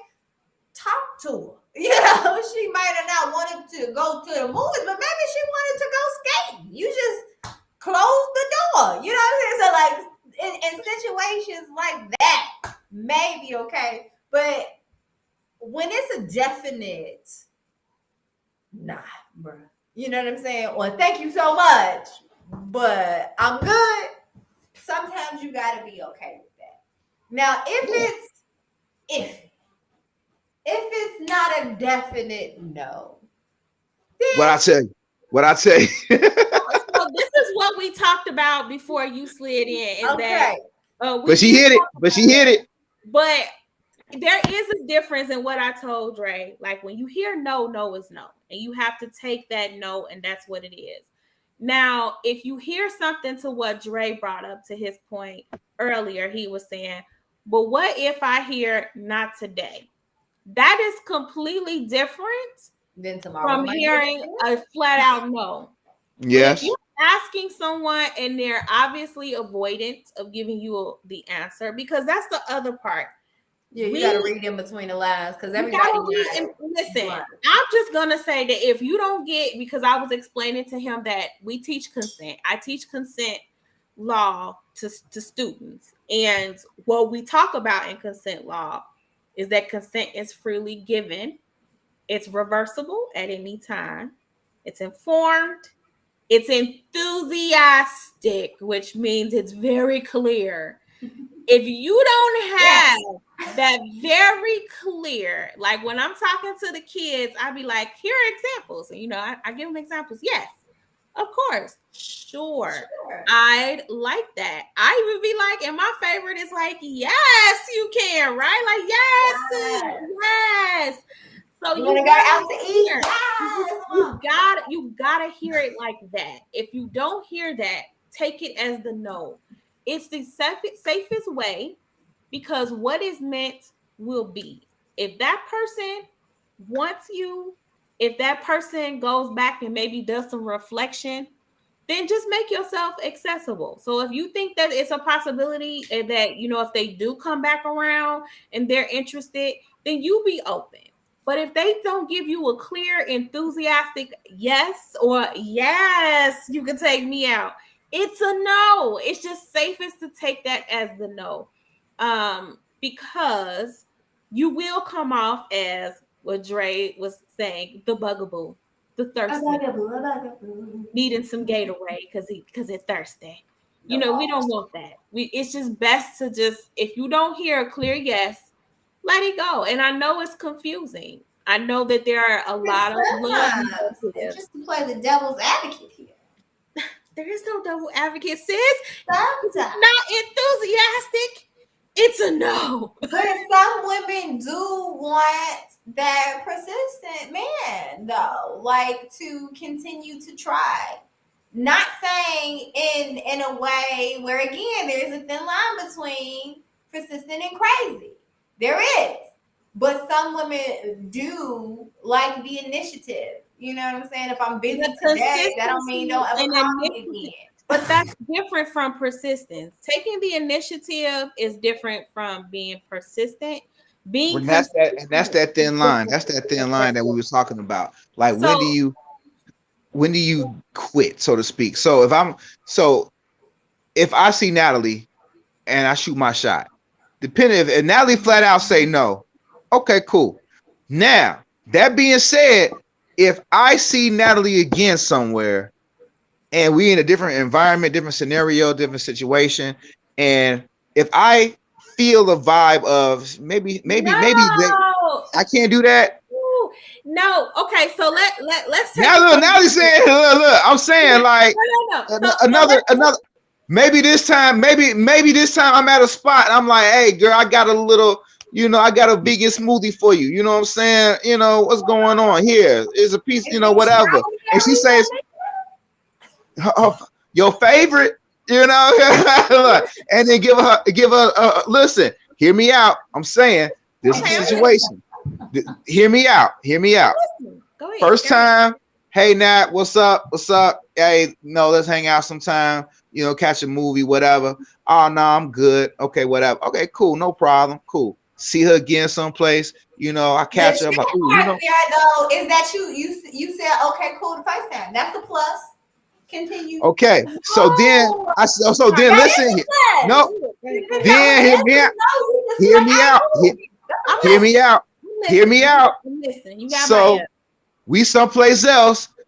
You know what I'm saying? We at Soul Vegetarian. Oh, she's in there. Hey, this movie's on me, girl. Whatever you want. Blah blah blah. Oh, thank you, Dre. That's so sweet. So, hey, next time, maybe we come back here again for another movie conversation. Maybe she say yeah. Maybe she say no. She say yeah. Okay, I did my job. Is that persistence in a level that's acceptable, or what? I'm asking. Okay, so let's say you do that. Let's say you do that, and that be like, I'm still not interested. So you only bought me the smoothie because you were trying to persuade me to go out with you. So like, yes. No other reason for me buying this smoothie. Listen, and I want to be very clear. So there's a difference in being insistence or taking the initiative or being consistent and stuff.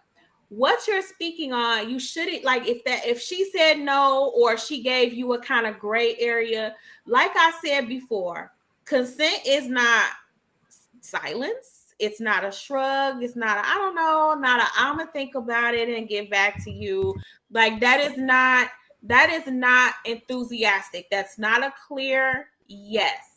When it comes to pursuing a woman, if you flat out put yourself out there, lay it out there, and you don't get a clear yes, it's a no. Even if later down the line she is saying, I thought about it. It don't mean shoot your shot in a different way. It means just respect the fact that that's a no. So if but I'm saying it's a whole nother day done went by. A whole 48 weeks done went by, whatever case may be. We out here in the summertime festival. We had a block party. I see at a block party. I'm like, hey, what's up, Nat? What's you doing? Black party, listening to art and everything, vibing, everything like that. People running around with buffalo, vegan cauliflower wings. I'm like, yo, you want this? I'm saying, I'm shooting my shot. I'm trying to get and shoot my shot. Ain't nothing wrong. I don't see nothing wrong with shooting my shot again. You already okay until she pepper spray you or she called the police. Damn. Okay, all right. Time out.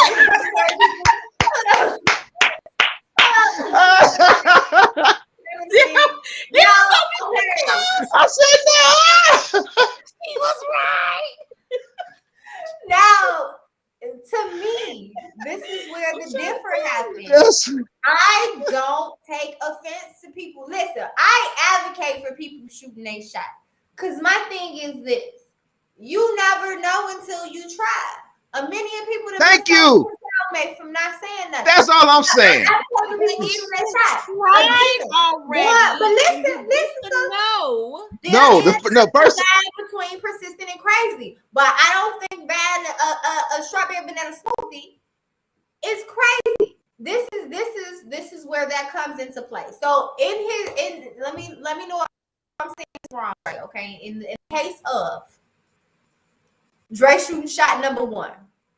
If it was a no, he reacted well, but just being like, all right, we'll see you out. Bounce business goes about. Accurate. That is the exact way for anyone who's watching and did not know that. That is the exact way you should handle this situation. Part two, umpteen months have alone goes by and it seems like a different scenario. To ask again, in my opinion, I don't think necessarily is a problem. So not to act again. We talked about it from that aspect because I explained to Dre that Robert was persistent. He was, but not persistent, creepy, not persistent, comfortable, not persistent. But I don't think buying a smoothie and running into wait, let me hold on. So not persistent in a way where it crossed my personal boundaries. But so this is honestly what I was telling Robert when the conversation came up. And we talked about it between he and I. I said, for me, I did require pursuance, but not creepy, not crossing the boundary. I did want for that man to show that he was consistently interested, which is why I said consistency is what it was for me. But I also didn't tell him no. I never said I wasn't interested. It was, I need time. I'm not interested right now going this far. It wasn't an enthusiastic yes. It wasn't an enthusiastic yes, but I was also still showing him that I had interest. We're talking about if a woman says, I'm not interested right now, or I'm not interested, that needs to be it. You need to take that person at their word. Here's the thing. Now, I get what Dre was saying about vibes, but vibes can be very misconstrued at times and misinterpreted. We can think we got a vibe and it not be a vibe. I don't think someone should act on a vibe like, oh, she may be feeling me today after she said no and then go in for a kiss. That's creepy. Oh, yeah. We didn't just we That's are in a different environment and we seem like we're having a good time. Maybe her guard is down and she sees me differently. Let me ask again. but Well, I don't see. My then thing get is, to I don't see enjoy a her harm time with in me that time. asking. An ask is an ask. It's going to be a yes or no. So That's it. okay. So in theory, are you hurting that person? Does that mean you're creepy? Does that mean you're a stalker? Does that mean that you're, a danger to this person? No. I like But this question. I like this line of questioning. what we were talking about, what sparked this whole conversation in the first place, was the meme that was circulating about a young man asking a girl out and she said no. And I think he was either talking to an aunt or uncle and they said, well, you know what that means now, right? And the boy said, yeah, I know, try again. And then the person said, no, you don't ask again, no is no. So the whole thing that sparked this was that is completely in opposition of how most boys, most men grew up understanding how to get a woman. They grew up being told, be persistent. They grew up being told that males pursue females, that they are hunters. They like to hunt for, their woman and go after their woman. And so to have this new way of looking at it and saying, no, that's wrong. You don't do that, it's kind of hard to kind of accept or unlearn that idea, because for so long that's been the case. We referenced Dwayne Wayne from A Different World and Steve Urkel from Family Matters and other examples. Barack Obama. One thing when it comes to that man chasing down that woman type of thing. Now, in the line of Dre's scenario again, now, if this was a week later and he like, hey, you want to go out this week?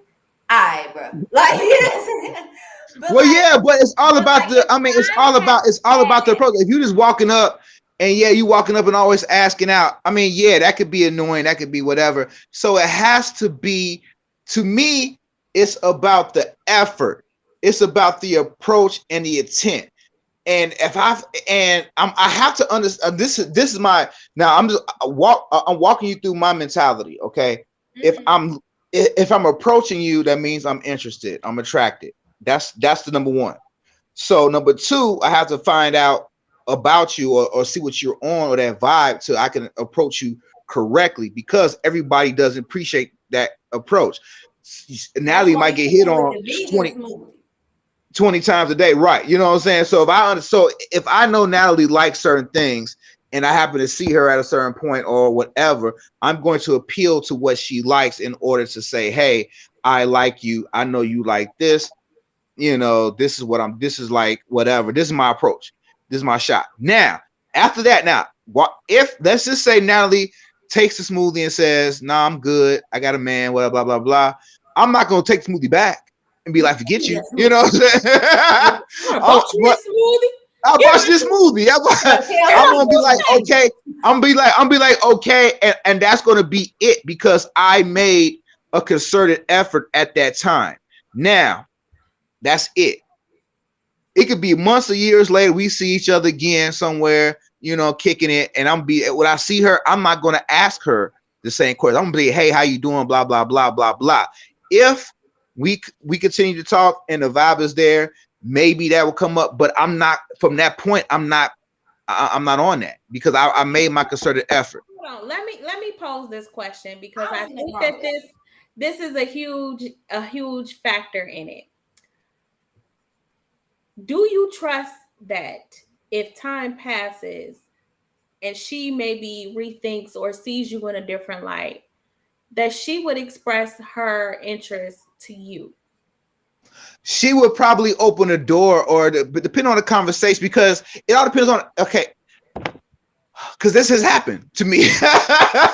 This has happened to me. So I'm like, this has happened to me where, I shot my shot and it didn't really hit the net. And then down the line, they're like, hey, what you doing tomorrow? I'm like, what? I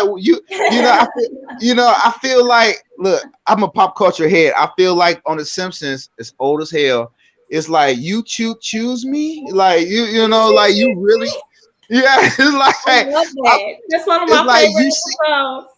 Yeah, exactly. You see me? Like, wow. So I will be like, I've had that happen because I did not force it. If I Thank did you. not force So it. pause right there. This is the point that I've been trying to make on why it's important or it's okay to walk away. I think there's this myth that women aren't gonna speak up. Just Some like the gentleman, some won't, but then if she doesn't speak up, then you don't want that anyway, because one of the first important things that you need to have in a relationship is communication. If Right. someone's not willing or understanding how to communicate effectively with you, that they're interested or that they're accessible, that could be what all those red flags that we've been seeing all over social media. Red flags. Like But you you don't know want. that. But you don't know that immediately though. You checking her out. But I'm trying to tell you that if you shoot your shot Uh huh. and you don't hit the rim, you don't make the basket. Boing. Right. It's a brick, Brick. right? Walk away. Now, Okay. down the line, continue to be you, be Mhm. consistent in you. And I'm here to tell you, woman, as a woman, if she's interested, she will make herself accessible where it'll be clear that it's okay to try again. But you want to respect the no. So if you hear the no, Yes. even if it's a year later and you thinking maybe time has passed and their opinion has changed, maybe it also didn't. And maybe now they're going to be like, you didn't obviously respect what I told you the first time. And then that can be an issue too. Then that seems like you don't respect how I feel. You want what you want. You're going to try to convince me. And that can feel unsafe emotionally for some women too. I understand that. I So understand it can that, feel and that's unsafe for them. So while Nat and I have expressed that it had some interest for us in being pursued or persistence, there was also a level of comfort that in persistence for me. And I'm sure there's a level of comfort there is for Natalie before it gets like, let me get my pepper spray. It gets there to that point where it's like, I'm gonna have to pepper spray a fool. That's what I'm gonna have to do. I'm gonna have to, make sure that he know I mean business. But ask. If you don't receive when you ask, the no is the no. If it's meant and that woman thinks down the line that maybe it's more potential, she will show you, she will reveal, you will Well, know. what if that was that bad and he felt? But see, I'm that's saying. I'm sitting there. Look, I got my mud cloth. I got my frankincense. You know, I got my little chains. I got my wrist beads. I'm saying, I'm in the zone. I'm feeling myself. I'm like, this got to be the day. This got to be the day. I done did my meditations. I done drank my alkaline water. I'm in the That's right. zone. I'm feeling it. I'm feeling it. I'm feeling myself. People checking. I'm feeling it. I see Natalie. Hey, Nat, you want this smoothie? Was good. Can I not try? Can I not try? Can I not try?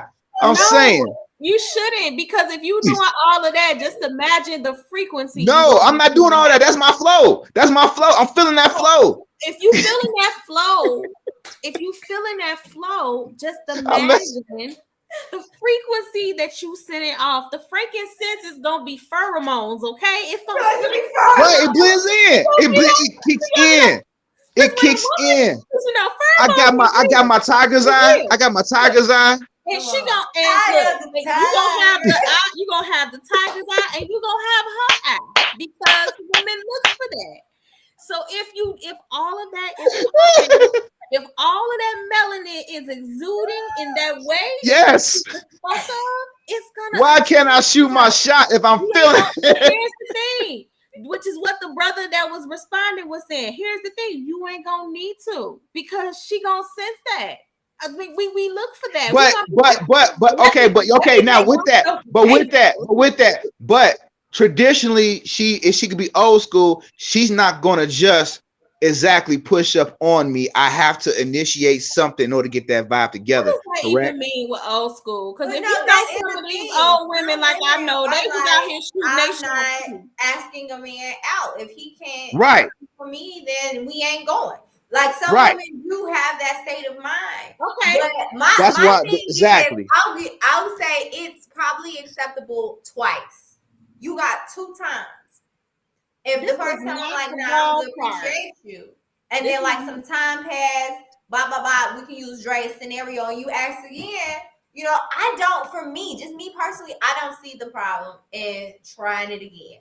But if But the we're answer talking then in that about second time is no, then it's my I'm job, good. I'm in good. my I'm good. opinion, to be more specific and say, you know what, I appreciate it, I do, but I'm really not bop bop bop bop bop. Get more I'm specific. gonna wait till I get me a girl Oh, and that walk all right right. past you. I'm Okay, gonna walk here's right past you at the food at the so Take this is Chicago why, and food what I thing was for my girl. telling Dre, why it's important to draw the line. Yes. And I think that people are not recognizing that when you allow for too much gray area with that, it's so Yes. easy for people to take that to do other things. So if Yes. we teach our young boys that, well, the no just means convince me, which is what that sounds like. We have to and think that's a and be problem. mindful. That is a problem. It's a problem. We have to be mindful of how the child, how the teen, and how some grown men process that. They don't process that as, you know what, I want to respect that person, and maybe down the line they may feel differently. Because though They I take am a that prize, I am not a trophy. You not can to, like. but they take that to mean like I just need to convince her, which is where the persistence comes from. I need to convince her. That if I show her that she wants to be interested in me, then she's Yeah. gonna come back around. And that's Yeah. why it gets to be to this point for women where it feels emotionally unsafe. They're not comfortable with it and they don't like it. We Yeah, need so to I not totally teach understand our that. kids that you just ask again. We need to teach them to take the no. We Mm-hmm. need to teach them to be resilient after the no and to just Okay. keep forward and keep moving. And then we need to teach them that that woman, that person may change their mind down the line. It may be different for them. And then you'll know it may be different for them And it later, but also may you not. wanna, and You it just may gotta not. see. So right now you just want to respect that person's boundaries. They said they weren't interested. And even though you're super interested, they're not there with you, and respect that and give them that respect And and that that also means that that's not the person for you. Going back to Mhm. what we were I talking get that. about Right. earlier, where the person that is for you will see you, will appreciate you, and will be open that door, honey. They'll be ready. Okay. And if you have to fight too hard, it's like, all right, is it really for me? but that's part of the problem, and why just going back to those unhealthy relationships is people constantly trying to read between the lines, people constantly trying to shoot the second shot, people constantly trying to rewrite their interpretation and perception of what's happening. And this is why people not only continue to pressure people to date them, but they stay in relationships that are unhealthy for them and not toxic. We need to accept the signs, especially when they're very clear right in front of us. And we need to teach our young people that it starts there. That if someone is being very clear and saying, I'm not interested, that's it. It doesn't mean try and change my Yes. mind. And it doesn't mean try and change your And own mind. this has Okay. happened to me when people are sometimes back in my younger years now. When people are too persistent, it gets to a point where you be like, "Well, damn, I'll give you a shot," and then Yeah. Yeah. Yeah. And that's I think that's that was a conversation that happened with the pressure with the conversation like online. It was like people can wear you down. The Urkel maneuver. You gotta wear your ass down long enough, and then you say okay. That's but but then that's a People is real. also that start feeling okay? The responsible. relationship that you really want to be in, because when that happened to me, we was together for a while, kicking it, we had fun, but that didn't last clearly because we were never in sync. That person always liked me more than I liked them. And see, for me, Wow. especially now in this phase in my life, I'm real blunt. I'm wasting time for what? We are what we aren't, we is what we ain't. You know what I'm saying? Right. And so Right. I draw Right. lines and I make things real clear. But back then it was like persistent, persistent, persistent, persistent, persistent, persistent, persistent. And I would be like, nah, well, nah, well, nah, well. And I was like, you know what, Dad, I'll give it a shot. Let's see. But I Like, even on your then turn. told them, I'm like, look, you clearly like me more than I like you. This was a conversation we had. before we even started talking, we wasn't even really talking. I say, what if those feelings never grow? You have to be okay with that. Even though I'm saying, okay, we can kick it. You have to be okay with me saying one day down the line that they're never there. So I would have left you alone right then and there. That'd have been my cue. And I gave ample opportunity to say that's not But you know what though? I'm gonna tell you. Even though you said that, you got to understand. And I'm walking you through the mind of a man. He can hear everything you're saying, but if his feelings for you are strong, he sees you in them jeans, and he's like, "I'll be all right." You know, like that's the that is such the freaking reality. That is the reality. I'm not saying it's right. Put it to you like this. I'm not saying it's right or wrong. I'm not saying it's right or wrong. I'm saying that is the reality. That's why you see a lot of lopsided people around now. You see a lot of lopsided people. They be like, for that reason though, that man becomes the free meal. When you hear about like she went out on a date with me and I took her to a nice restaurant and all she wanted was the free meal. That's when men become the free meal, the free dinner date, where it's like they ain't really interested. But now I'm just gonna go because you pursuing me. You want to go, so why not? I'm just gonna go ahead. I'm taking notes on this free. I'm taking notes. Is that what it is? But I'm trying to. So when, because I've seen that meme before too, where people been like, "How would you feel?" I've been the free meal dude. I know. Because that person didn't really want to go. You know what? I got accused. This was like my first We Gon Talk interview when I came on. We were talking about dating nowadays or whatever that show was. On my horror story of dating. When I was accused of being thought about could be potentially one of them people. And I said, oh no, I'm too real for that. My time too valuable. I can buy my own food. But here's the thing though, most of the women that take the free meal can buy their own food too. But yes. If you I ain't even got the time. You constantly offering, I'm gonna take. And so if you want y'all a bunch of cornbread stealing bullies. I want your cornbread. No, yeah, cornbread. That's y'all. But the thing is, if it's like I'm telling you no, but you still want to. I'm telling you no, but you still want to. All right, let's go. And I'm gonna eat this food. And I'm gonna. But here's okay. So with that, because I've been the free meal dude. I've been the free meal dude. I've been the free meal dude. I've been the pursuer of someone who does not like me as much as I like them. In my mind, I'm telling you, just from my perspective, I was so much younger. I would never do that again. I was so much younger. But it's like, I'm just telling you, like, in my mind is I'm going to earn your, I'm going to change I don't want to say mind. Love or your affection. So you know what? That same energy for men is the energy for women, because both of them's dead ass wrong. Where women be like, oh, I can change him. I know he's emotionally unavailable, but I can change him. I know he's a hoe, but I can change him. We're going to see how special and valuable I am. I'm different. I am. I'm going to show him that I'm the one he needs to settle down with.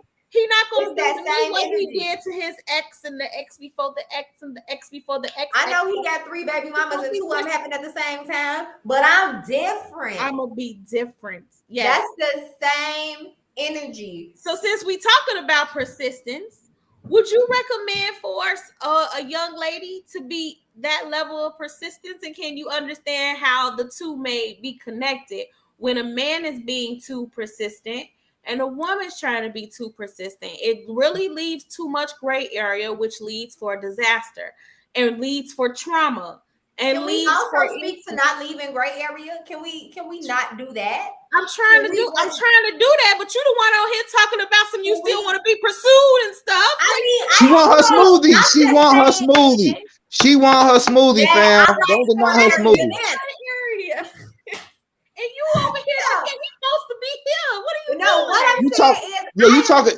Look, you about to talk her out of getting a smoothie, all right? Listen, draw the line. My thing is like I said, I'm shooting straight nowadays, because I've been the one that done let too much slide. I done been the one that ain't saying that. I done been the one to try people that I shouldn't even been with because I knew I ain't like them from the jump. I done done all of that. I'm not doing it no more. So what I'm saying is from the gate, I'm letting you know. Now, one thing I did tell myself is that because we don't know what God got for us, okay, and what package is coming in. I did say that I will remain open. After my divorce, I was like, you know what, God, I'm going to remain open because half the time I don't know. Clearly, I did something wrong. You know more than I, okay? So I did say I will remain open until I get them non-negotiables come into play or energy or whatever it is that tells me no, then I will remain open. So when that is up, I'm going to say no. And I'm going to be real 100 about saying no. And I might give you the reason why I'm saying no. But it's going to definitely be a definite no. Then if you gave that no and that person was like, she just need me to convince her. She say no, but in 2 weeks, I'm going to be back again. Like they smoking. Like, I got mind control. Now she set the alarm in your phone. I asked her to go out on a date with me. She'd be like, no. She'd be like, no. I asked in a few months and we're going to be dating again. So if they say no, if you say no, you're expecting for that no to be taken to head, right? Like to the heart. This is a no. This is a flat out. I'm through. I'm done. I'm not interested. But imagine how you would feel if you gave that very staunch, very clear, very vehement no, and that person then like 2 weeks later, 2 months later, or a year later was like, I'm gonna give you the opportunity to take that no. Change your mind. That's how I feel. Like I'm gonna give you the opportunity, girl, to fix your mistake because you walked away from a change your mind. We had a Civil Room block party. We had a Civil Room block party. I got some. Go ahead. Let's go ahead and get some vegan falafel. You know what I'm saying? And you know. So I'm trying to eliminate the gray area. There is no gray area on this. Yeah, let's for both parties, for men and for women's sake, let's get rid of the gray area and stop trying to be cute about it. Because I know there's also the thing though, we have to take this into consideration though, real 100, like for real 100%, that some men can't take rejection. So sometimes when it's a stranger or something like that, and you don't know that those boundaries of acceptance of the truth, you do have to have a great like, oh no, yeah, thanks so much. But here's the thing. If that crazy out here. But if that person is out their mind, you giving them the hope can be just as dangerous. So if that person is out their mind and they gonna be out their mind regardless what your answer is. It has nothing to do with you. You could date them and realize, like, I don't want to string them on. You can keep dating them and never meet them where they want you to meet them at, like emotionally and mentally, or be accessible in that way. And they pick up on that, so then they lose their mind. So if that person, the man is lost, he's gonna be lost regardless. That's it. So if that person is in that space, they're in that space. Like there's whether you flat out say no or you try and let them down gently. It's not going to matter because how they're going to perceive it anyway is going to be negatively. And you're only going to prolong the possible danger for yourself. That's it. And so we don't know where people might straight nowadays. So just eliminate the gray area. We're going to operate on the compass but we're going to operate on the idea, the compass that most times it's just that simple of just being no. There are some people out there that are insane and have serious mental health issues.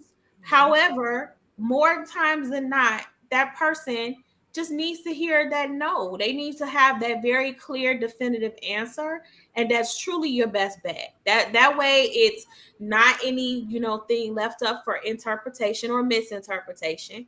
And you all need to accept that no when you hear it. Because if it's meant, it will be. And later down, we are not conquest. That's it. Look, I am not America, and you ain't Christopher Columbus. You ain't finna come up. Lord. Oh, Lord. I'm already claimed and spoken for by me. I'm a whole person myself. But, help me discover how I feel about you. I already know how I feel. That's it. Well, No, we just I think we rounding the 10 o'clock, sis. You to wanted to like, give a closing thought? yeah, Go this ahead. my sum up. Go ahead. We got it. To the overall topic, I think there definitely is a certain amount of persistence that's appreciated when it's granted for us. Y'all get what I'm saying? So Yeah.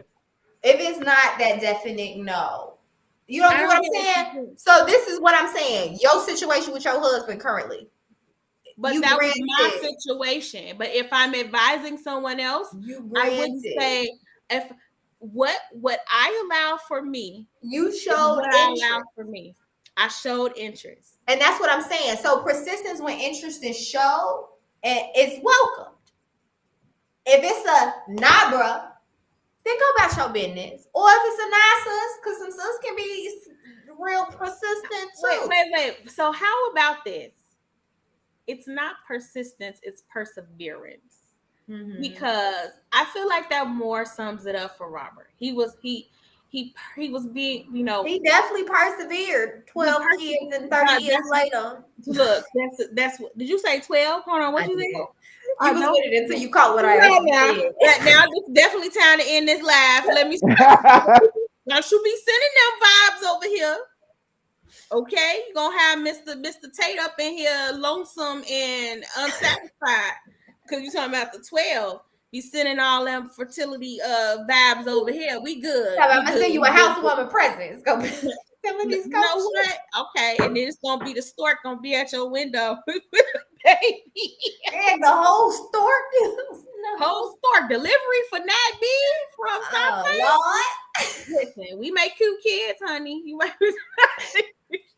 So you can have one, you get a kid, and you get a kid. She passed. call me Oprah. But go ahead. I don't like persistence because I think that there's too much. No, I think area. perseverance is key. I think we should train both parties involved that no means no in all circumstances. I think we should also allow our kids to understand that they are amazing whether someone else wants them or not. And that person's preference has nothing to do with who you are as a human being inside or out. That's that person's preference and it has nothing to do with you. And I think even if we just look at, you have preferences and someone can come and talk to you and it would have nothing to do with that person. It would be you and your preference, and everybody is entitled to their own preference. It does not negate how great you are or any of those things. Going back to, y'all know I like my full agreements, okay? By the Don't way, take it I have personal. audio booked that thing. I am done. I did How do that. you feel about it? We're gonna have to chop We it gonna up. talk. Oh, We we're gonna gonna talk. talk book club coming soon. We gonna talk. Go ahead. Carry on. But yes, understand, don't take it personally. And if we teach that to them from baby on up, not just in relationships of like friends or significant others, but even in certain situations that may happen, things with teachers or whatever it may be, showing them those examples that you won't always get what you want. You won't, that person may not always see you the same way or whatever, and build that up into them. And then also on top of that, instilling a confidence that, okay, baby, if you don't want me, it's your life. It's all That's right, baby. all great It's all thing. right, baby. Yeah. I'm gonna go to Majani's with the other girl. We good. You feel me? I done missed out on my smoothie and my barbecue cauliflower Look, and McDonald's. okay, I keep trying to warn y'all. Beware the pepper spray. It's real. It's out there. It got a long shot too. Stay So, scrapped. I'm trying to tell you, you better leave that smoothie alone. No Chitty is chitty no. spray. That's it. Chitty That's all. chitty.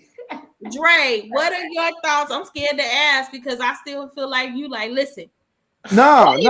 Down the road. No, this whole conversation was really, like I said, I was really wanted to talk about it because I'm not gonna lie, I am a child of my environment, and what I know is if you like somebody or you like someone, and you shoot your shot, depending on the situation, you can keep shooting your shot. I realize in this day and age that mentality is not exactly welcome, so I can understand that. I get that. I'm at a point now where I don't have to do that, but you know, my job now is not to reflect on it too much because I can always meet somebody another way, not a problem. But I think my job now is to help younger people get past and understand rejection and how to deal with rejection, how to deal with the aspect of what it means to date in court because they don't know, and I don't know what they know. Put it like that. I don't know what they know, but I know that I can't if I have a chance to educate them and help them not do what we grew up doing, then that's okay. Like I said, I'm a person. I'm I'm a romantic minded person, so I don't think of myself in that negative capacity of the stalkers, the creeps, the assholes that that just basically take it and to a place that I will never take it. So I get that, and I respect everything about that. I just really feel like it's messed up that we had to get to this point because of those assholes and those creeps and those stalkers that just ruin it for everybody because of what they did or what they've done to other people. And it's reality. I just hate that it has to be the reality. That being said, moving forward, I have changed my thought process about this whole conversation. And that's what I wanted to do. I wanted to wrap my head around it and not reject it. I wanted to understand and fully understand because I was really like, just try again. Like, it's no big deal. You know what I'm saying? But everything, saying this day and age has changed. So I understand that and I respect that. And I will make steps to move forward with that. I'm thinking about people now that people that have asked me out or I asked them out and everything like that and stuff like that. And a difference between a flat out no and a gray area. Yes, gray areas are hard, but some people are conditioned to give you a gray area answer than a flat out answer for a lot of reasons. Most of it because of their disposition, most of it because of safety, most of it, is because that's just, better than just saying no and dealing with the aspects of that. Uh it is what it is with that. I just hate that it has to be the reality because I hate abuse. I hate all of the above when it comes to that, for women. And I hate that these weak ass men are out here doing that because they want because you said no. I that's what I hate. And I hate the reality that you as women have to deal with that because of this. That's what I don't like. That's what I'm uncomfortable with is that reality. So it's like, and me, I'm like, how can I fix that? I can only fix that with myself and then with others having that conversation. That's all I can do. So, but that's why I wanted to have that conversation because I was like, wow, that's messed up. And I was thinking about all the different things and scenarios of stuff that I grew up with of pursuing someone or liking someone or showing that you like someone and everything that happens with that and how that comes into play. And there's deeper levels with that. But, I don't. I mean, Urkel had his thing that's comedy, but I do want to do this. I do want to do this. You remember Michael Jackson, the way it made me feel? Mm-hmm. He was chasing that girl all around, everything like that. He was a stalker. You're right. Now he be canceled now. He be canceled now because of that. But I want to do that though. But you know who else would be canceled? Because when you get older, you start really paying attention to stuff. I want me and my boys to do that whole dance routine, trying to get you to to go out with me. You know who else? Because Tevin Campbell, Can We Talk? I love that song. But then I was like, what the hell? No, she said no, you can't talk. You are stalking her. You didn't. Can we talk? Don't ruin this for me. Now I gotta go listen to it now. See, if you look up, have y'all seen the guy on like TikTok or Instagram or whatever, and he does the moments and he's like when you really listening to 90s music. Yeah. Look, my dancing kind of close.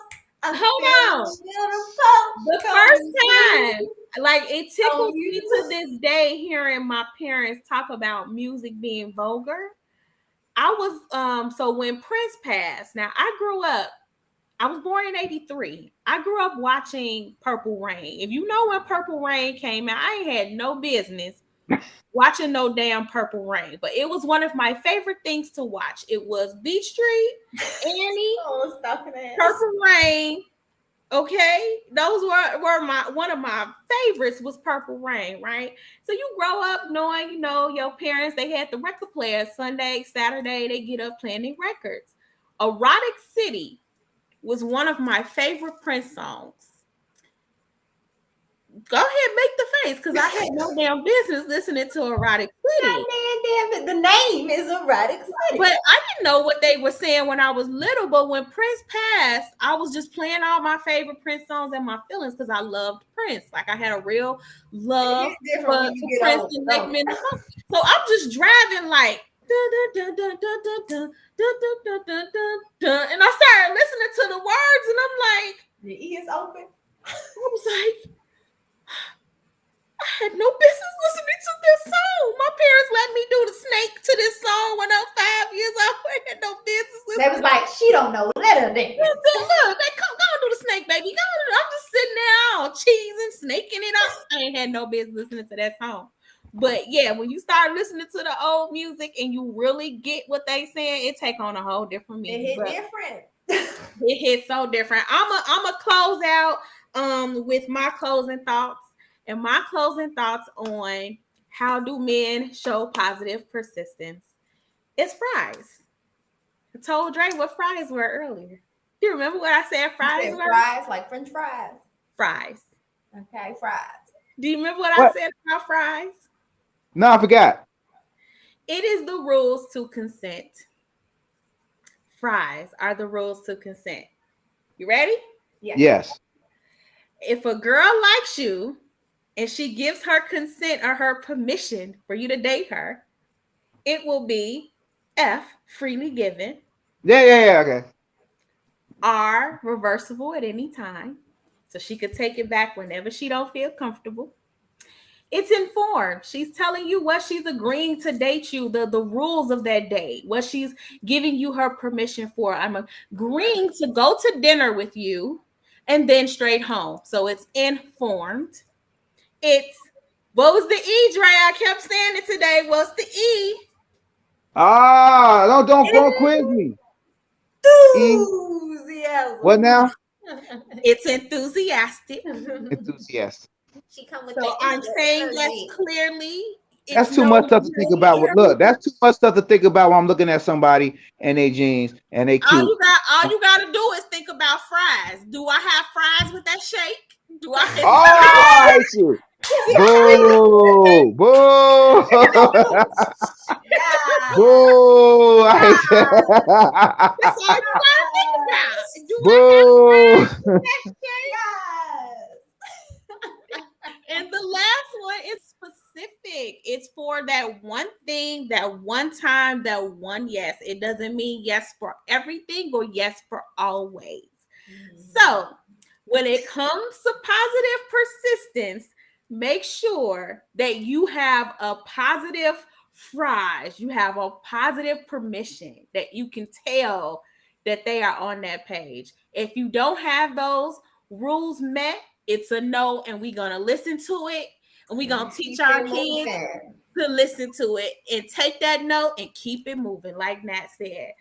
I enjoyed this conversation, y'all, and it was a deterrent from what we was gonna talk about, but I'm glad Dre approached about it. We love having Dre on here. I keep trying to make him the third host, and he be like, nah, I haven't. He like popping in and out, Look, I can't. I be busy. Look. What it is, Nat, is I got him pegged. He want us to be persistent. Oh, is that what it is? We just gotta keep asking. We want us to be persistent. No. Persistent like that. So what you saying is no, you don't want to be the honorary now, but later, you know what, Nat? We gonna ask in a couple months. Don't put me in this. Don't put me in this. No. No, stop that. Stop that now. Stop that now. Stop it now. Y'all know we back, so come in, join us again next week. Same bat time, same bat channel. We love y'all. Yes, everybody. Have a good one. Good night. All right. Good night.